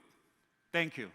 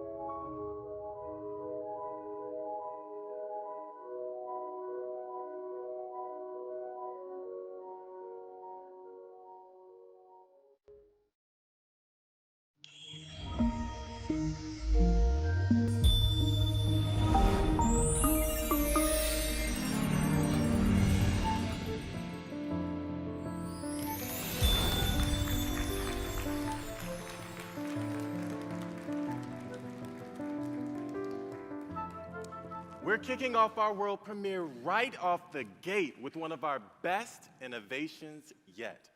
It's the all-new wallpaper TV. It's the world's thinnest, true wireless OLED TV. Now this is what a TV should be when innovation blends into its environment, leaving just the experience.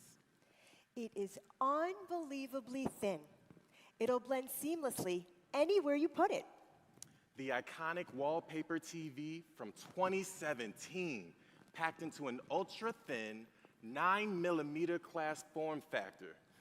That's pencil thin. All the circuitry, even the speakers, are housed inside without compromising picture quality or performance.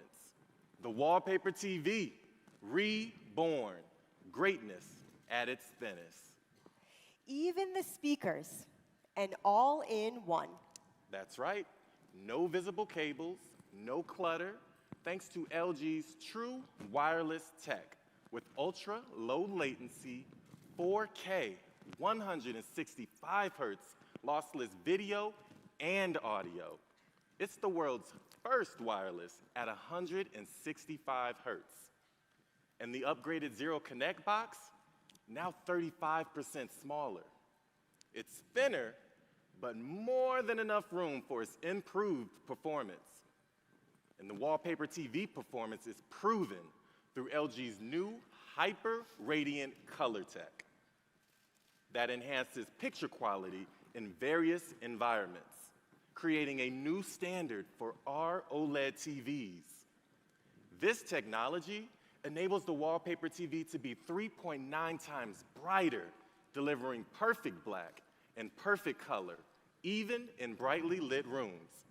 Further enhanced by LG's new reflection-free premium technology. Now, what makes this all possible is LG's newly upgraded dual AI engine-based Alpha 11 processor Gen 3, which simultaneously processes 2 types of AI upscaling for the highest level of clarity in TVs. Its neural processing unit is 5.6 times faster than its predecessor, with 50% more CPU power and a 70% GPU boost. So it's pure design meets pure performance. The ultimate expression of freedom and flexibility, backed by unparalleled tech for a premium, space-integrated experience. Pairing it with LG Sound Suite, the world's first soundbar audio system powered by Dolby Atmos Flex Connect on the Alpha 11 AI processor, it's a whole new level of flexibility, letting speakers to be placed almost anywhere in the room for immersive sound without complicated setup. The audio components of LG Sound Suite allows you to create up to 50 combinations and build as you want. Though incredible spec-wise, its true value is more than hardware innovation. Hardware is only the means to realize LG's core vision for TVs, which is the ultimate AI TV experience. And the full AI TV experience begins with WebOS.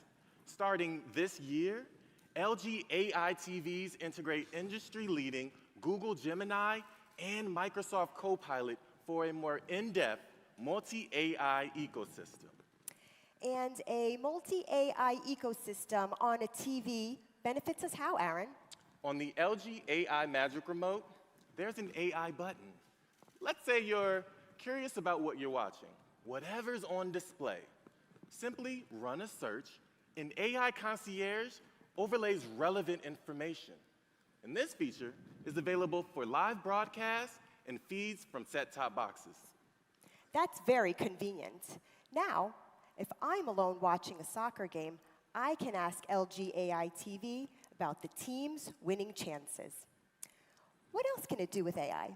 With the help of generative AI, go ahead and picture yourself already traveling using LG Gallery Plus.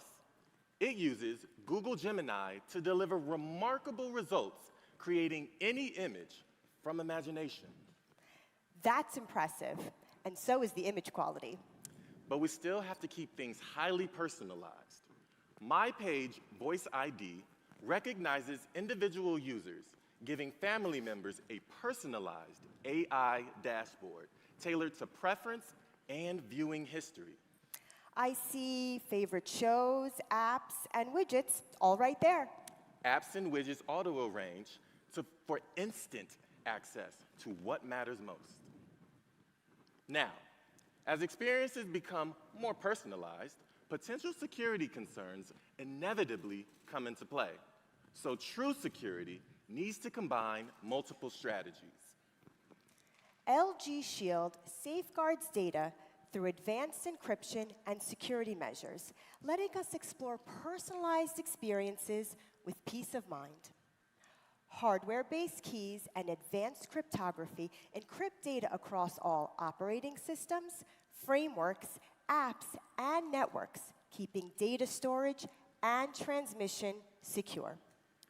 LG Shield also blocks attempts to compromise devices and gain unauthorized access, so my data always stays mine. Now, knowing that our devices are getting safer and more secure, let's move on to how we can further complete our homes to spaces beyond entertainment. LG's AI experience doesn't stop in the living room. The newly updated LG Signature Series brings AI innovation into the kitchen as well. We're doing more than simply adding AI to appliances. We're evolving them into intelligent agents, or at LG, agent appliances, which proactively perform complex goals. Complex goals. How so? By incorporating large language model into the LG Signature refrigerator, you can voice control or use natural conversation to ask how to store, let's say, a pound of meat. It'll recommend the ideal storage zone and adjust for freshness. So, if it's being stored for a few days, it will recommend Precision Chill Plus's meat mode. And for longer storage, it'll opt for meat soft freeze mode, something like that? Yes, and it'll give practical tips such as suggestions to consume the meat within 2 weeks. The LG Signature Smart InstaView refrigerator features two large TOLED displays on either door. Its built-in camera, which supports the Think You Food feature, identifies what's on hand to guide users with optimal storage options as well as recipe suggestions. When it comes to cooking, the LG Signature Oven Range, also with a built-in camera, uses gourmet AI to recognize dishes and suggest over 85 optimal cooking modes. Plus, it lets us know when it's done. Now, let's say you want perfectly toasted croissants in the morning. AI Browning uses the same camera to fine-tune the baking process and lets you know when it turns golden brown. I see what you mean by complex goals now. This agent appliance experience will roll out first with the LG Signature Series. Also, they'll be released in 3 stunning, artful collections to bring a sense of aspirational luxury to your home. The Seamless with a subdued, built-in look that complements any interior. The Iconic with its bold design and gold accents command attention. And the Tailored that blends classic sophistication with customizable details. All 3, with their newly refined minimal design and unparalleled tech, will complete any interior beautifully. Exactly. LG AI TV and the updated LG Signature Series will elevate the value of customer experience. LG's state-of-the-art products have evolved into a collection of intelligent innovations. And they reflect luxury, premium values to enhance every day for everybody. Thank you. Enjoy CES 2026.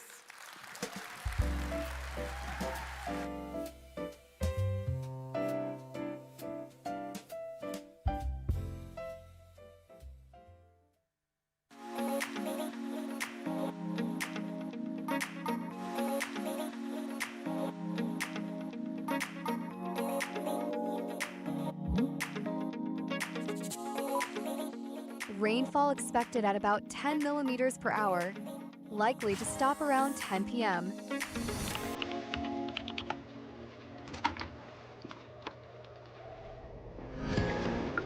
Now, on my way home. It's going to rain soon. Jogging today might not be a good idea. How about a home workout routine instead? Good call. What about dinner? What about French onion soup? It's your favorite go-to for rainy days. Perfect. Brant is on his way. We're making onion soup tonight. All ingredients are available in the refrigerator. Onions, butter, and cheese detected. All set to cook. Wall oven. Sending over the recipe now. Can you set it up? On it. I'll lower the lighting for a soothing ambience. Air conditioning? Raising temperature to keep him warm.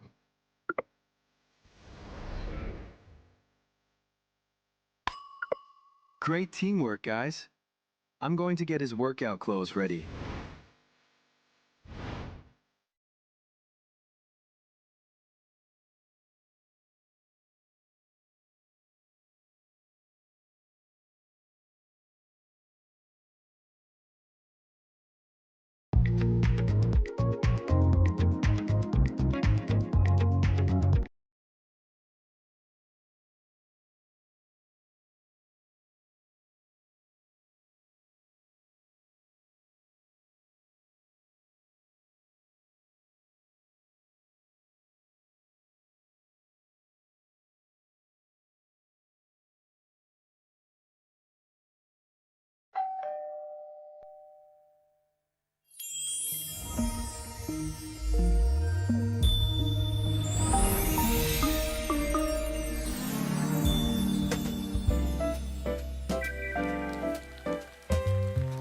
Hey, Brant. Welcome home. Hey, Cloyd. Nasty weather we're having out there. You mind taking this wet towel from me? Sure, I'll get the laundry started. Let me show everyone what I can do.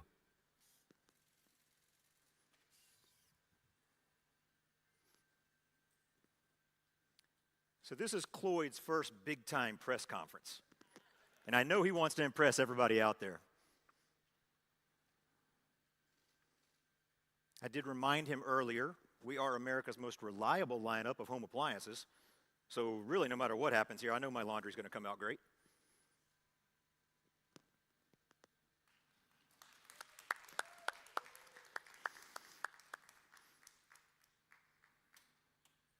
Good job, Cloyd.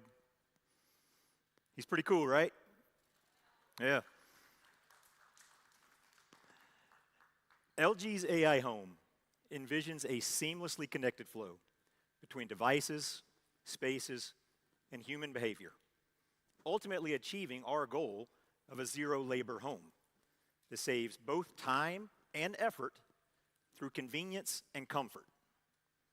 Say, Cloyd, why don't you take a minute and tell the audience a little more about yourself? Sure. I facilitate convenience and comfort by orchestrating devices and spaces to manage chores, like toasting your croissant just the way you like it, clearing the dishes after meals, and keeping your day flowing smoothly. I believe people call this ambient care. What powers motor movement are actuators, built on LG's legacy of motion innovation. LG's actuators are a finely engineered integration of motors, gears, and control systems that seamlessly function to deliver smooth, balanced, precision movements. With a keen sense of ambient and contextual awareness, I'm able to boost your everyday life effortless, efficient, and enjoyable. Now, I will leave it to you, Brant. Thanks, Cloyd. That's very helpful. Let's give Cloyd a hand.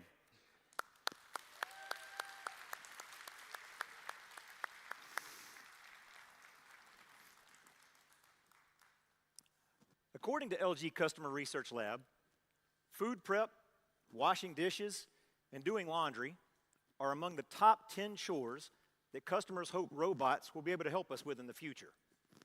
That's exactly why Cloyd matters. As the finishing touch that completes the AI home, Cloyd enables our customers to experience the zero-labor home. Now, LG understands there are unique dynamics within each household.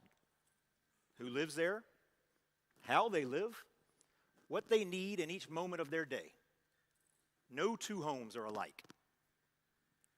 By reducing chores around the house to an effortless level, our focus is to enrich everyday moments for our customers and expand assistance beyond human senses and even physical capabilities. By integrating Cloyd with appliances, AI hubs, and expanded platforms and services like Think You On, Think You Up, and Think You Care, all of which are protected by LG Shield, the AI home will then offer a seamless, total solution. We're creating a responsive, connected, and caring home with tailored experiences that optimize both device management and performance. Think You On is LG's hub that serves as the AI home's central controller. Think You Up acquires new features for appliances via ongoing updates, making sure they stay relevant to our ever-changing lifestyles.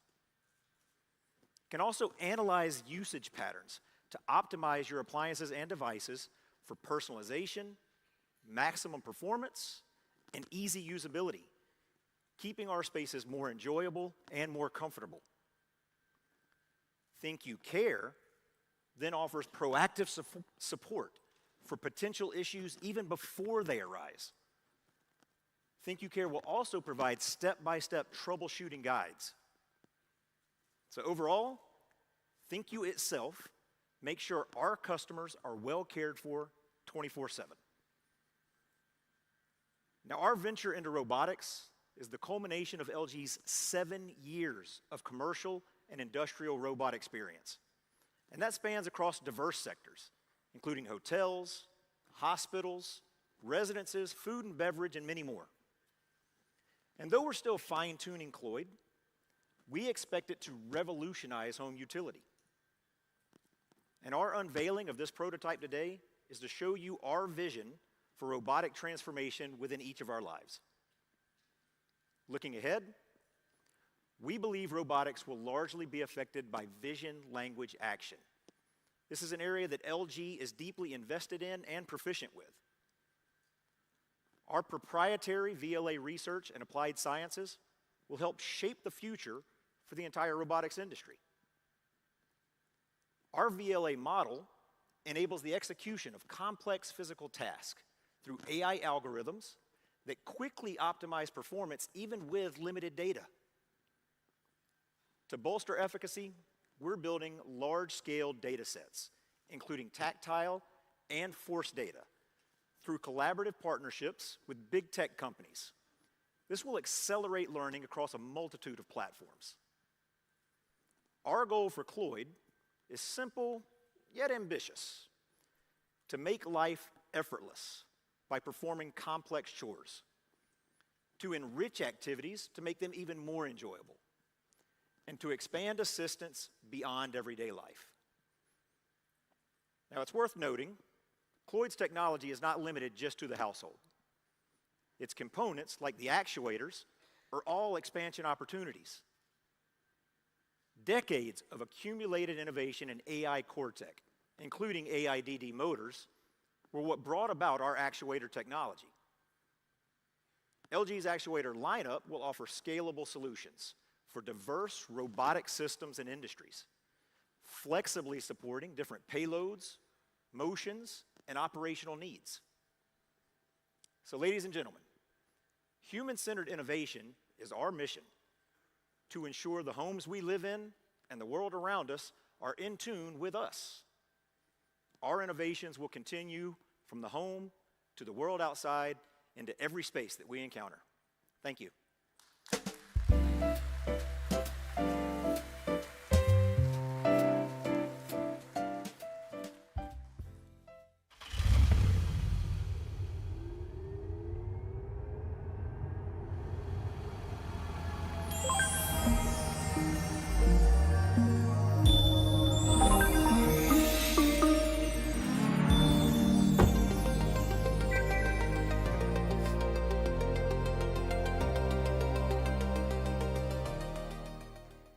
Welcome, Randon.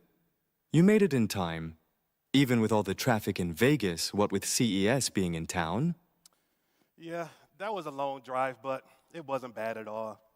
Thanks for keeping me entertained, though. You're welcome. What you just heard was more than a greeting. It's the beginning of a seamless journey. A journey where LG AI transforms your vehicle into a personal space that truly gets to know you. We're off to an incredible start this year. We're proud to announce that LG's AI-powered in-vehicle solutions was presented with the prestigious Best Innovation in the in-vehicle entertainment category this year.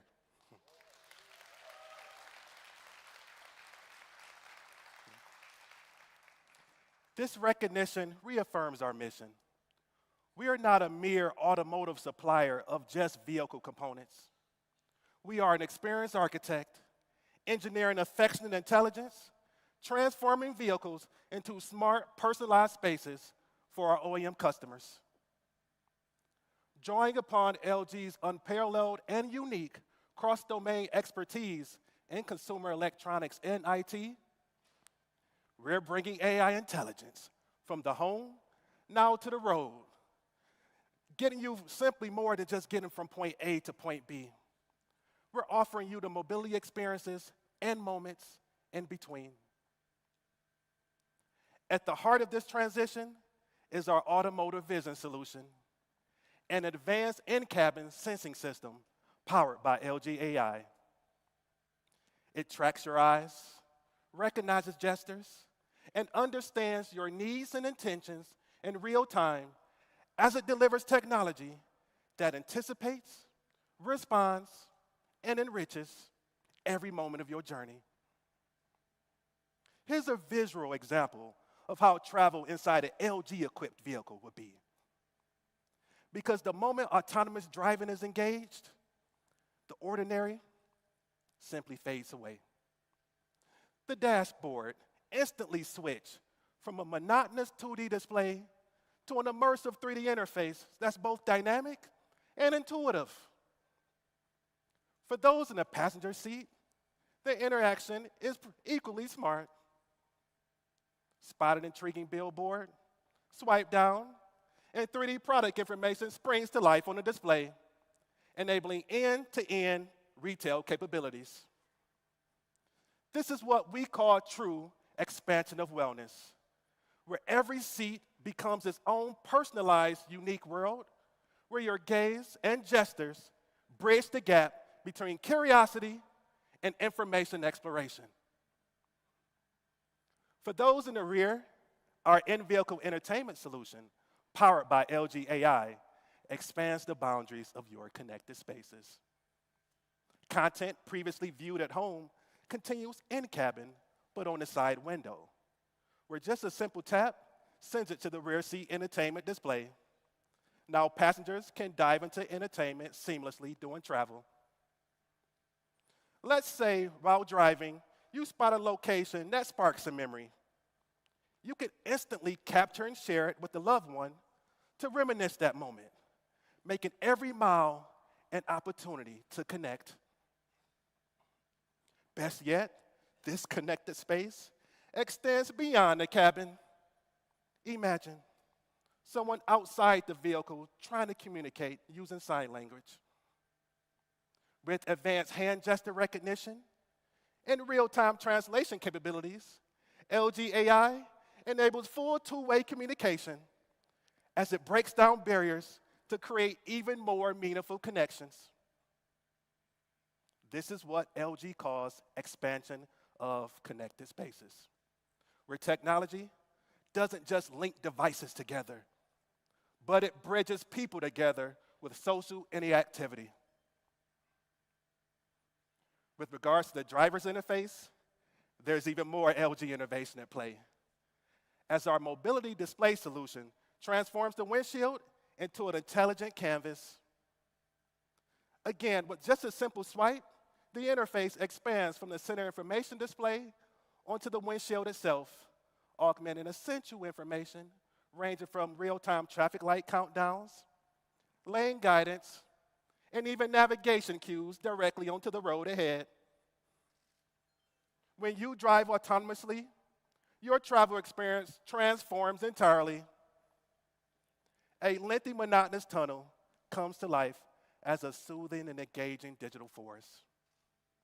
Cherry blossoms drift in harmony as magic music is played to calm one's mind.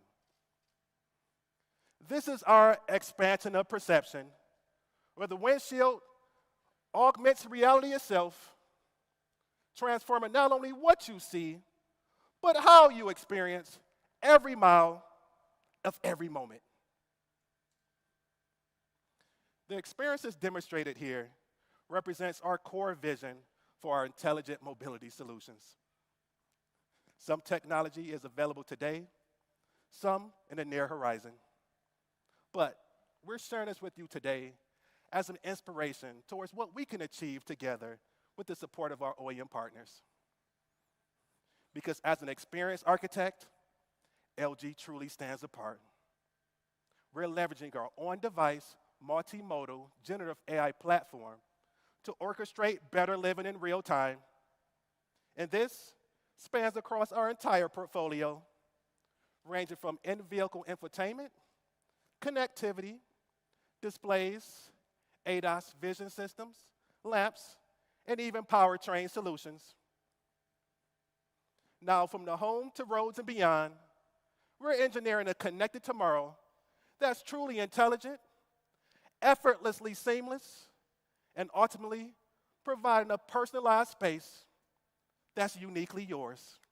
Thank you.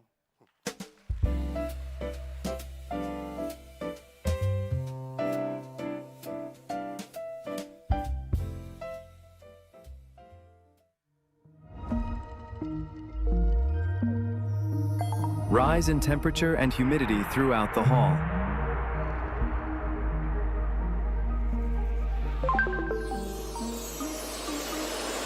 HVAC activated to bring climate to comfortable levels.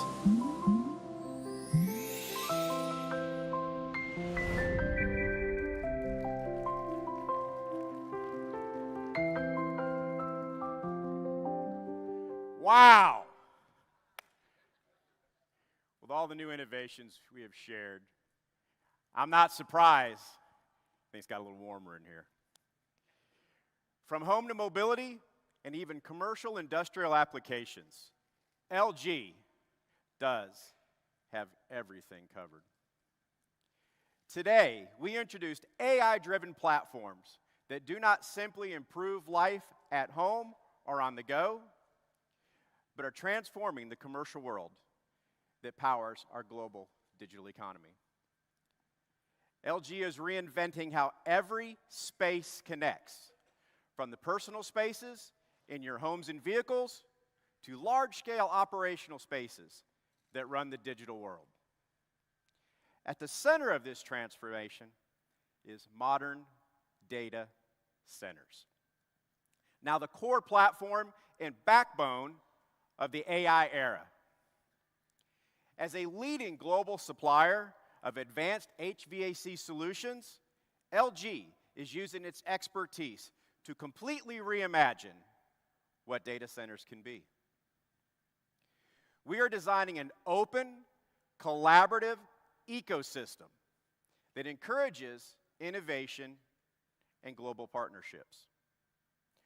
Our collaboration with industry leaders like Green Revolution Cooling and Flex is a crucial step towards our goal of becoming a total cooling solution provider for truly integrated data centers.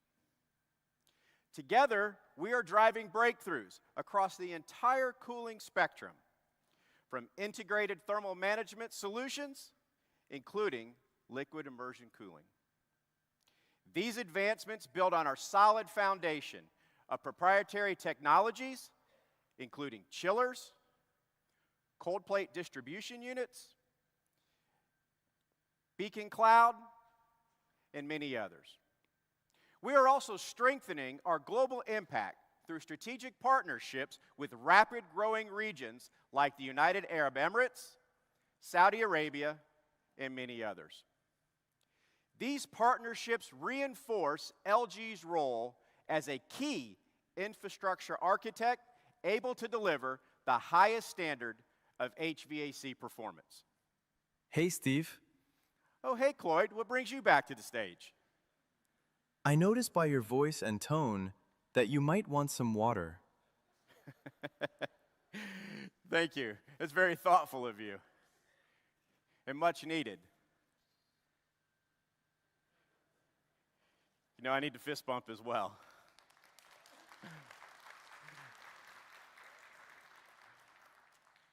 As AI drives massive growth in the computing needs worldwide, LG is building an intelligent ecosystem where cooling systems think and networks learn.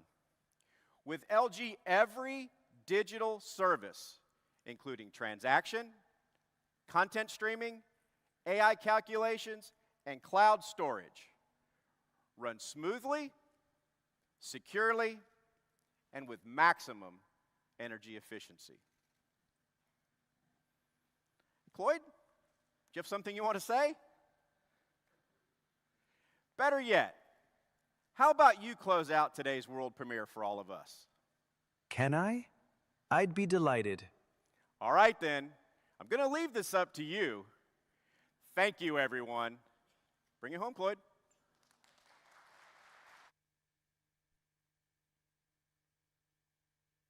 The vision we've shared today is a future where innovation is always in tune with your lives. Staying true to our life's good promise, LG Affectionate Intelligence will genuinely improve everyday life and enable everyone to live better, more meaningful lives. To experience all the innovations we've presented today and more in person, be sure to visit LG's exhibition booth later. And oh, I'll be there as well. So please come by and wave at me. Thank you.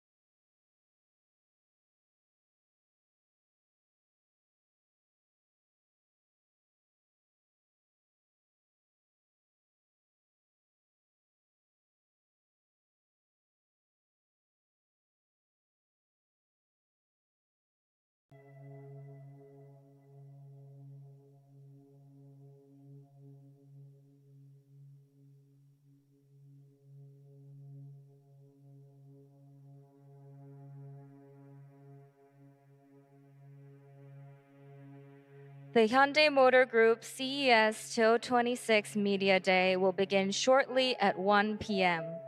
We kindly ask all attendees to enter the venue and take your seats.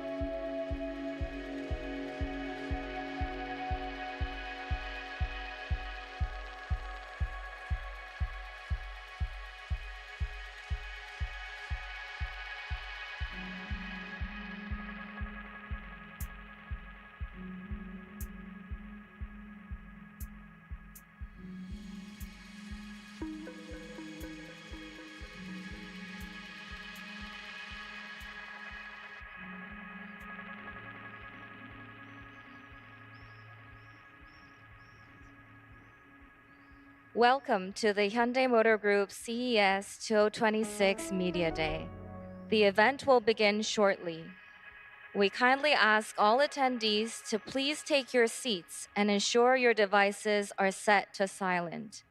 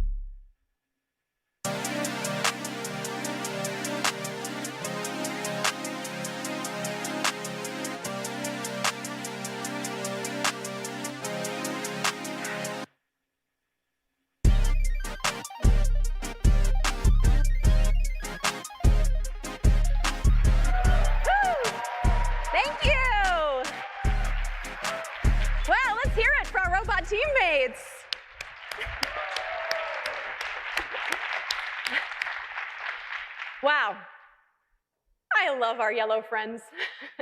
Maybe someday I'll be able to dance as well as them. If you can dance like that to the beat of K-pop, I'm pretty sure you can do anything. Good afternoon, everyone, and welcome to Hyundai Motor Group's CES 2026 Media Day.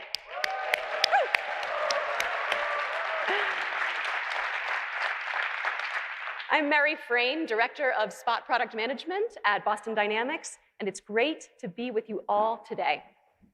Now, our robots have a lot of talent, dancing like K-pop stars, but they are built for a higher purpose: to cooperate, to assist, to co-work, to do hazardous jobs, and many other things for us and with us. And all of this does not happen in isolation.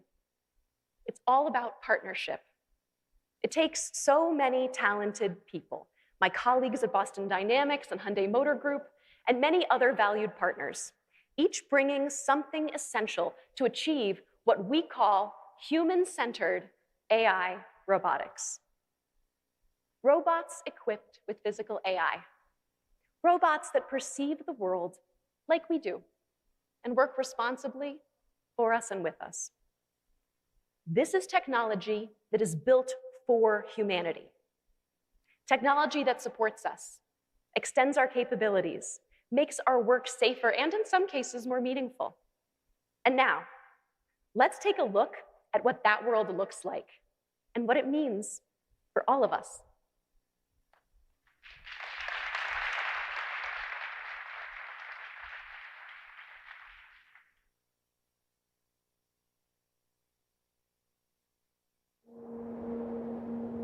Every step forward opens a new path.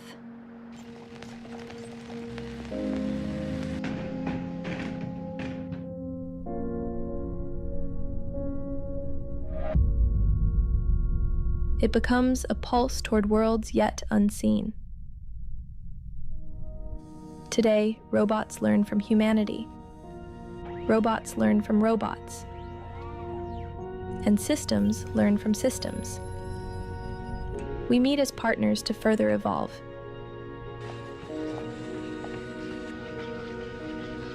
With AI robotics at our side, our potential expands.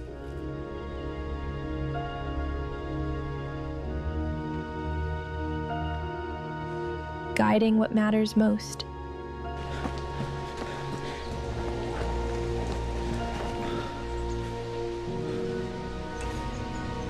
Giving us courage to push beyond limits.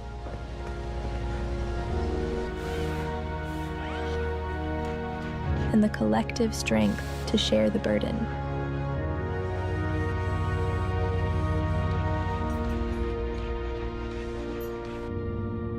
The road ahead brings us a liberated everyday life.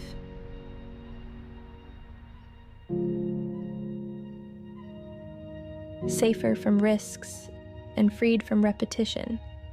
Together, we move forward to achieve the next innovation.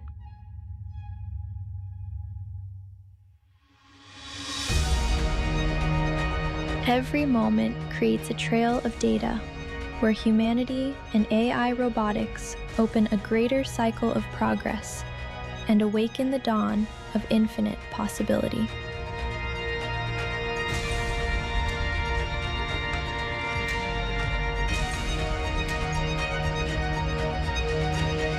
Partnering human progress.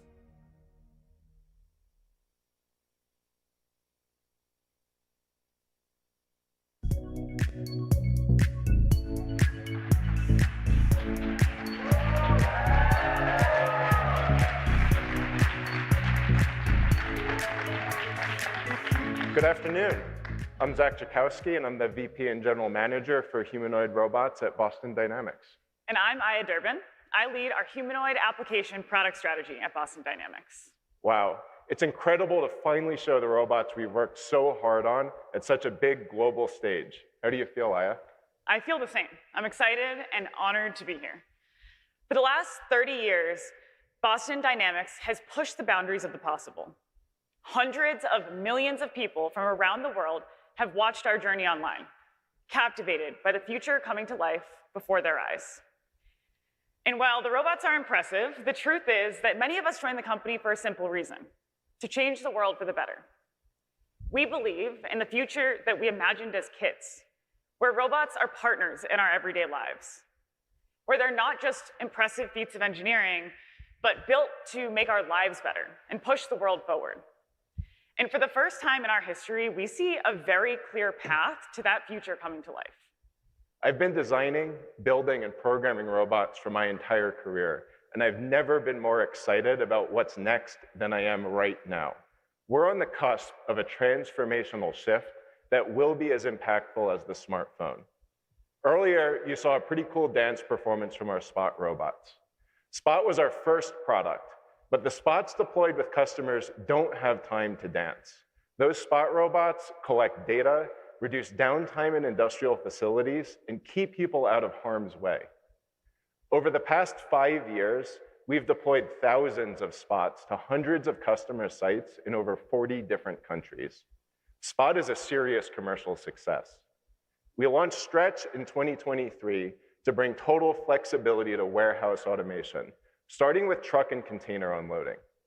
This is a back-breaking task done in sweltering heat and chilling cold.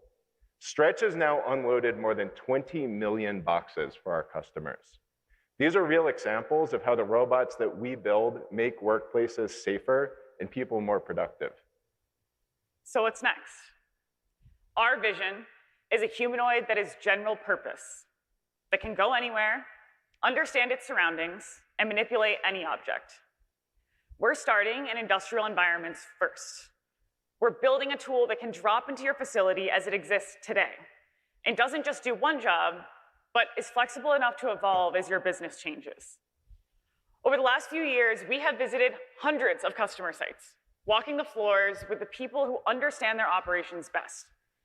And we've learned that to bring Atlas from a prototype to a product, it needs to be safe, reliable, and predictable. Atlas needs to be doing the jobs that are repetitive, exhausting, and increasingly difficult to staff. And as we did with Spot and Stretch, we are partnering with the best in the business, and we're learning directly from the people who will use our products most. But to realize this vision, we needed a robot that was built for the rigors of industry. We've been working on humanoids for more than a decade at Boston Dynamics, always keeping a close watch on when the missing pieces of technology would fall into place to make it truly commercially viable. The rapid advancements in AI over the past few years are the piece that we needed, and that moment is finally here.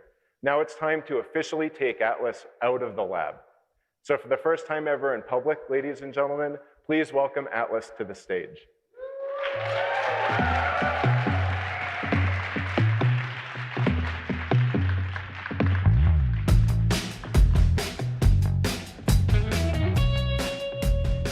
So as you can see, Atlas really does stand up the way that we show in our videos online. And we get tons of questions about this.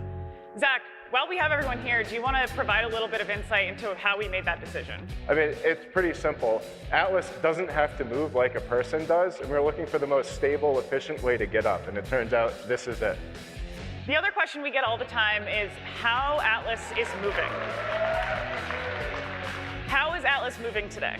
So in normal operation, Atlas is fully autonomous on a job site, but today, Sarvesh, one of our FAEs, is piloting Atlas on the stage, giving it really simple instructions like forwards and backwards, just to keep things simple. This is Atlas's first time in public, and as you can see, its walk is pretty natural and pretty smooth. We've partnered with our sister organization, the Robotics and AI Institute, to push the limits on natural walking just for this performance, and I think we've done something really special. We've also been at this robotics thing for a while, and we've learned that there's more to it than just copying nature. We can pick the best parts of what nature has to offer and do better in others. So as you can see, Atlas here has joints that can move 360 degrees. This lets Atlas move even more efficiently than humans, particularly in manufacturing environments where every second counts.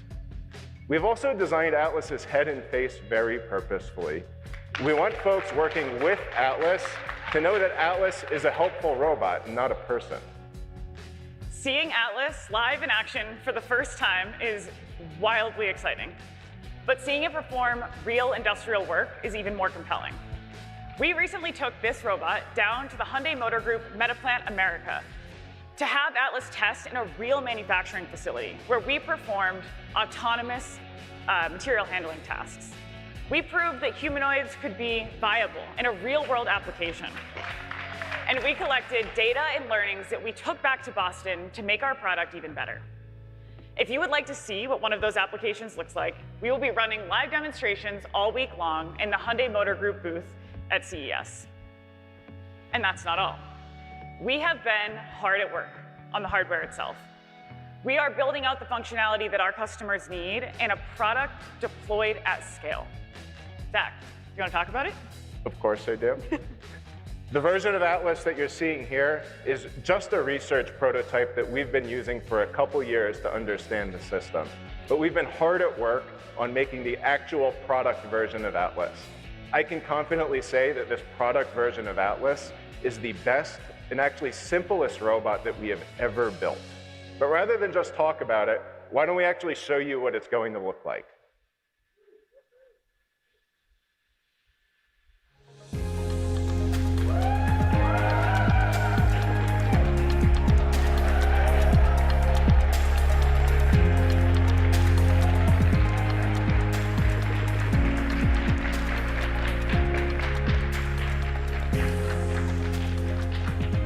Now, obviously, this is a static display robot. We just couldn't pry the actual production samples out of our engineers' hands at the lab this week.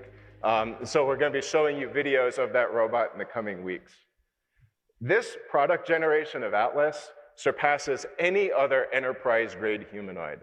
This robot has 56 degrees of freedom, mostly with fully rotational joints, and it has human-scale hands with tactile sensing in the fingers and palms for dexterous manipulation.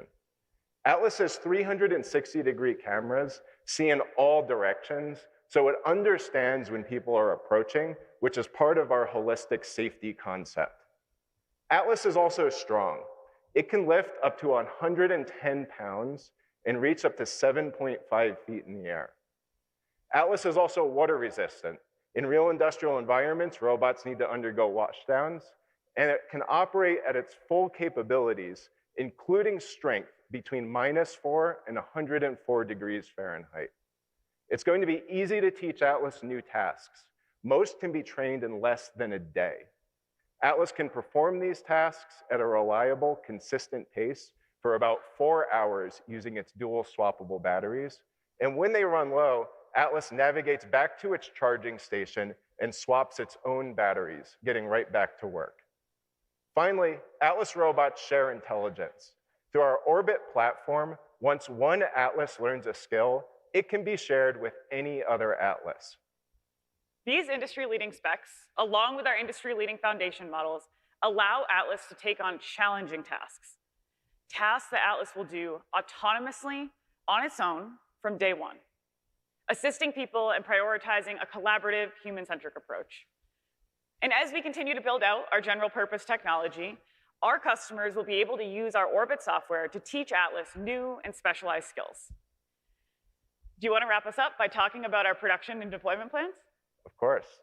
So we've already started production of this new robot at our Boston headquarters, and our entire 2026 supply has already been allocated to Hyundai Motor Group and our new AI partner you'll hear about in a few minutes. We'll add more new customers in 2027.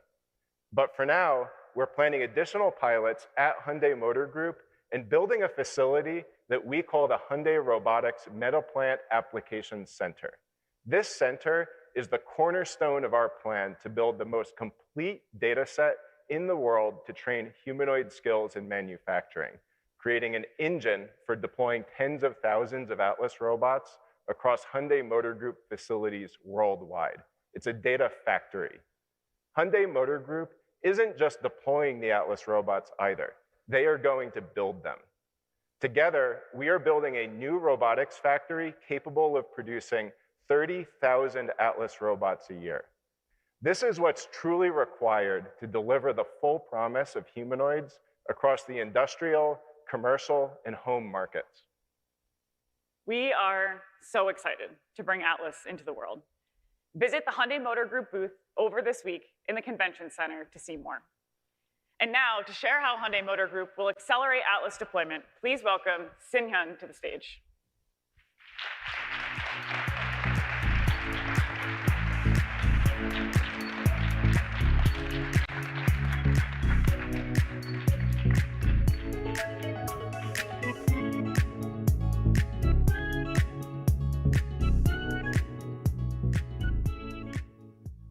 Thank you, Aya and Zach. At Hyundai Motor Group, our purpose in human-centered AI robotics is simple but powerful. We are creating value that advances humanity through physical AI and real-world application. That's why we focus on what works in the field. Robots that make work safer, faster, and more scalable. Technology not for show, but for real, for measurable, positive impact. We take Boston Dynamics' top research and development with our group's production power. Among all robotics players, this collaboration is unique. Here we follow a shared three-step development approach. We are speeding up how our robots learn physical skills. We train them on data from Hyundai Motor Group's factories. Turning data into robot motion requires a central engine. That engine is ALMEC, the Robot Meta Plant Application Center in the US. ALMEC drives robot experimentation, validation, and training. It anchors our robotics business and trains the robotics workforce. Accelerating physical AI capabilities takes more than a physical hub. It also takes cutting-edge technologies. That is why we partner with cutting-edge global tech leaders. One of these valuable partners is NVIDIA. Their AI infrastructure and development tools help us innovate robots faster, streamline development cycles, and deliver scalable solutions. We are also activating our group value network affiliates and applying their mass production expertise from cars to robotics. Each affiliate plays a distinct role. Hyundai Motor Company and Kia provide manufacturing infrastructure, process control, and production data. Hyundai Mobis works closely with Boston Dynamics to develop high-performance actuators. By combining their expertise, they're helping standardize key components and build a strong global supply chain for the group's robotics platform. Hyundai Globis optimizes logistics and supply chain flow. These are just a few of our affiliates. There are many more across the group. And together, they form our group value network. By combining what each does best, we build a robust end-to-end value chain, one that delivers product quality, flexibility, and excellence. Finally, we are setting a new standard for customer engagement and support based on our group's customer management know-how. And we are extending it onto advanced service platform. One great platform example is our Robot as a Service. It's a subscription model. It lowers entry barriers, reduces upfront costs, and accelerates return on investment. Our Robot as a Service model is designed to be easy to use and manage. It brings everything together in one service. That includes installation, over-the-air software updates, hardware maintenance, and remote monitoring and control. This lets customers focus on using the robots and achieve greater value with them. And As robots move from the factory into everyday life, this approach will be just as important for people at home, which means robots have to prove themselves in the factory first, then they are allowed to do housework in the home. Others show staged household robot demos. We prove real performance in industrial settings where every move and every result is measured. That's how we build credibility. Proven inside Hyundai Motor Group, expanded to the world. By 2030, we plan to sell 9.8 million vehicles per year. On that scale, Atlas moved from pilot to mass production, rolling out across our global manufacturing network to support our expansion targets. And the demand will go far beyond manufacturing, like logistics, energy, construction, and facility management, where safe, intelligent, scalable robots add real value. Today, Spot and Stretch are already operating at customer sites outside Hyundai Motor Group in numerous use cases. In the future, Atlas will play a core part as we expand across diverse industries with a wide variety of applications. Now, I will hand over to Ung-jae Lee from Manufacturing Solutions. He will show how we will bring this vision to life, from training to deployment to scaling human-centered AI robots globally. Please welcome my dear colleague, Ung-jae Lee.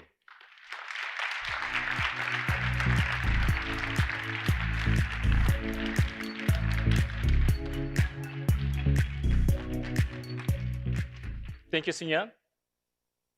Human-centered AI robotics does indeed require a bold vision, and it takes two bold partners to bring that vision to life. Boston Dynamics has world-class problem solvers.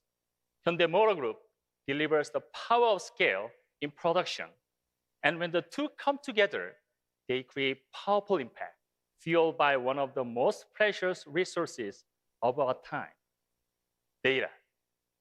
At Hyundai Motor Group, we have a unique advantage. We connect mobility, manufacturing, logistics, and robotics into one integrated loop. This holistic modeling of cross-domain data is changing everything, even factories. We are shifting from hardware-driven plants to software-defined factory, also known as SDF. They run 24/7. They're more flexible, safer, and smarter.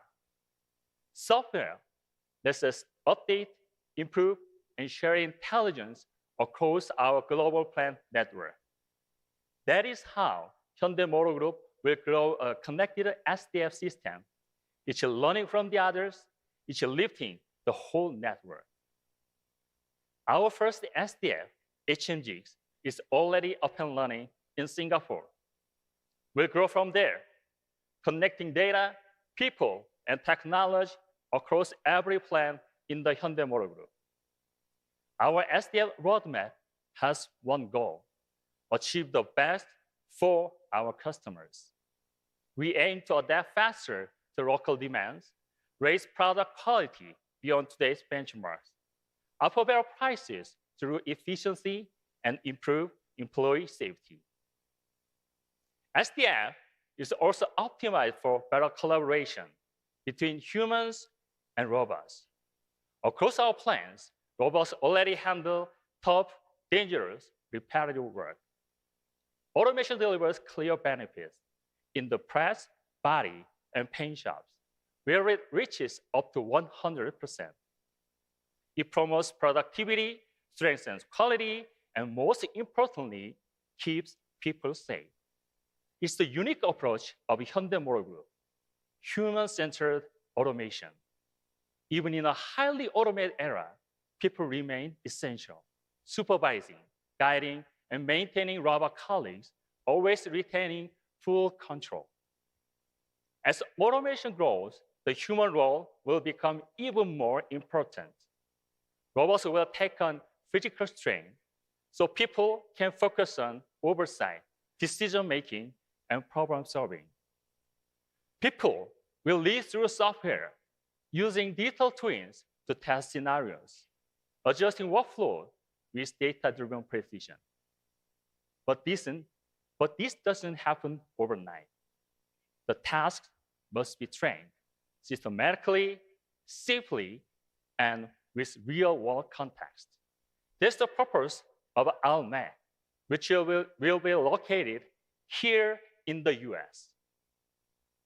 ALMAC is where robots learn to work with people. They learn precision, repetition, and safety by mapping human movement into robot learning. Every lead, turn, and recovery motion, all captured as real operational data.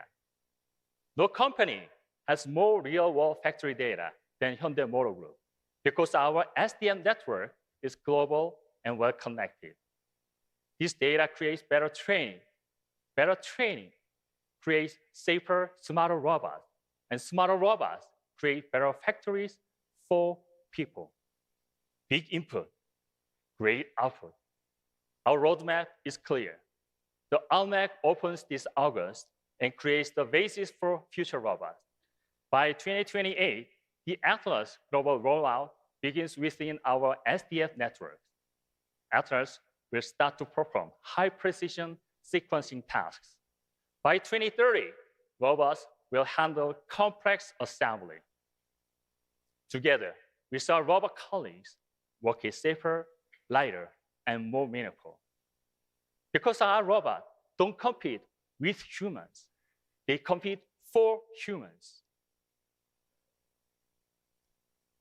For our safety, efficiency, and well-being. This is Hyundai Motor Group's robotics philosophy. Robots expanding human reach and partnering for human progress. This concludes our look at the manufacturing power of Hyundai Motor Group in AI robotics. To learn how we are advancing this vision, please welcome Boston Dynamics and our new valued partner, Google DeepMind.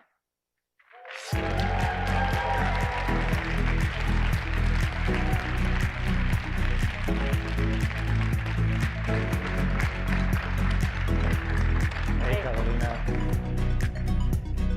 Hello, my name is Alberto Rodriguez, and I lead the Atlas Behavior team at Boston Dynamics. And I'm Carolina Parada, and I lead robotics at Google DeepMind. Well, Carolina, finally we are here, the last session of this presentation, and I'm so excited to finally be able to announce this. Very excited. At Boston Dynamics, we've been building humanoids and other mobile robots for more than 2 decades now, and a central focus of our work has always been physical intelligence. So imbuing our robots with the mastery of force and motion that has allowed us to demonstrate incredible athletic feats, as well as deploy them in real-world environments where they work for months at a time without failure. And all that work has led us to here, to today, to the new generation of Atlas, the world's most physically capable humanoid robot. But making Atlas into a product requires more than athletic performance. For humanoids to really deliver on their promise, they have to be able to interact with people naturally. They have to be able to understand and adapt to ever-changing real-world environments, and they have to be able to accomplish real complex dexterous manipulation tasks. And I hope you agree with me that recent advancements in AI have created a clear path to get to those capabilities, which has spurred our commercialization journey for Atlas. And that's why I'm so excited about announcing today our partnership with Google DeepMind's robotics team.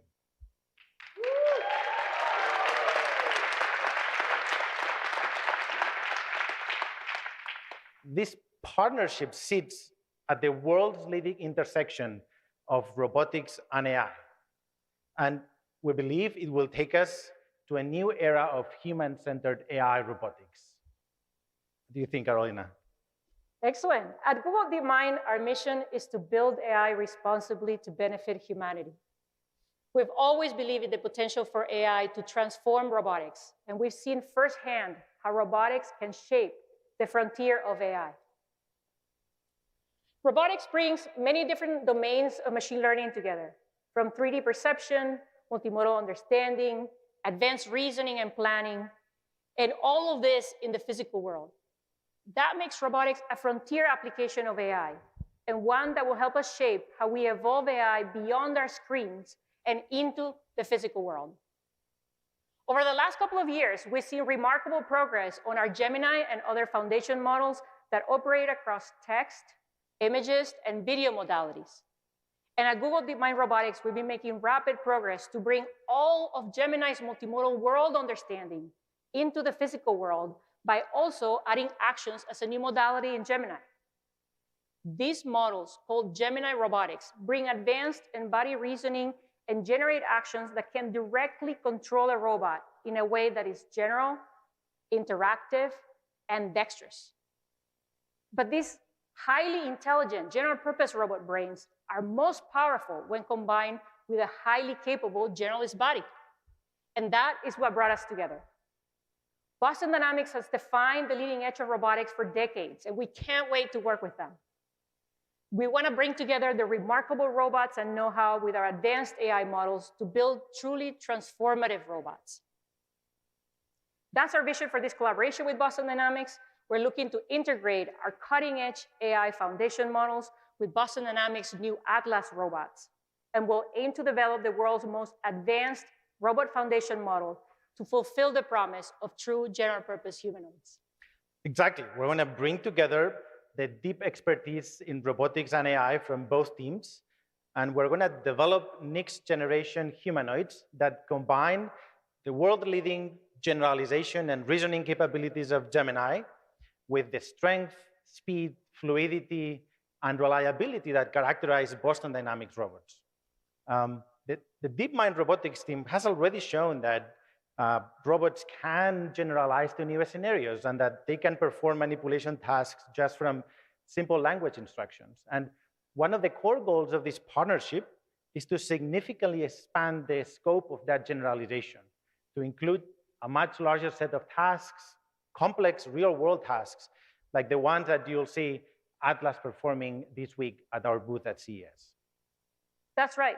Rather than having a set of predefined loaded tasks onto the robot, we think robots should understand the physical world the same way we do. They should be able to learn from their experience, they should be able to generalize to new situations, and get better over time. So whether it is to assemble a new car part or to tie your shoelaces, robots should learn the same way we do, from a handful of examples, and then get better very quickly with a little bit of practice. And building these models is critical, both for reliability and scale, right? Like the ability to easily onboard new tasks or the ability for our robots to improve their performance over time on their own, or to be able to react to any unexpected things that the world puts in front of them are all key to successful large-scale deployments of this technology. Robots, they should be able to onboard new tasks in one day, and they should be able to perform those tasks for hours on end. And we think that Atlas, with its endurance, with its strength, and its unique mobility, gives us an opportunity to even go beyond human performance in many cases. So how do we get there? Well, we're currently building a very large fleet of Atlas robots, and soon we'll start deploying them both in Boston Dynamics offices and in Google DeepMind's labs across the world. So stay tuned for more information to come. We're very excited about pulling our teams together and getting to work. Yeah, so that brings us to the end of today's presentation. Today marks an important first step on the path towards AI-enabled humanoids that delivered real-world impact. As robots move from industry to our daily lives, they will have to earn their trust through safety, reliability, and performance.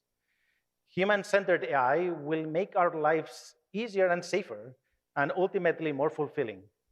Together with Hyundai Motor Group, with our AI partners, and with all of you, we have the opportunity to shape a future where humanity and robotics, they thrive side by side. Thank you for being here with us today. Please join us on this journey to see what partnering for human progress looks like in action. Thank you, everyone. Thank you, Carolina. Let's get to work.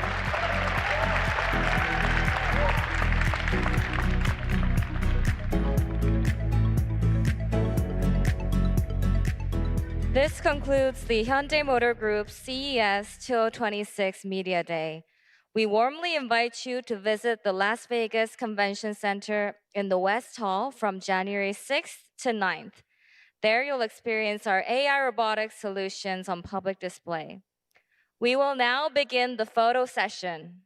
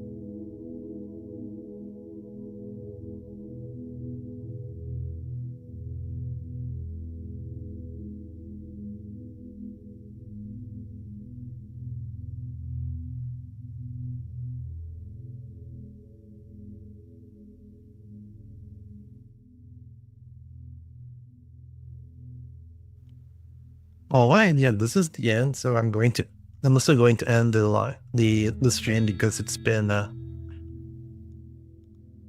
long day. Yeah. Let's see how to Leo said.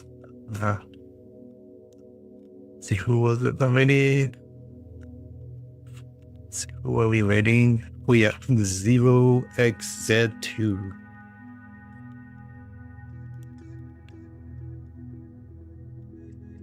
Yeah. All right. Yeah. I am going to start the raid now. Well, in a few seconds.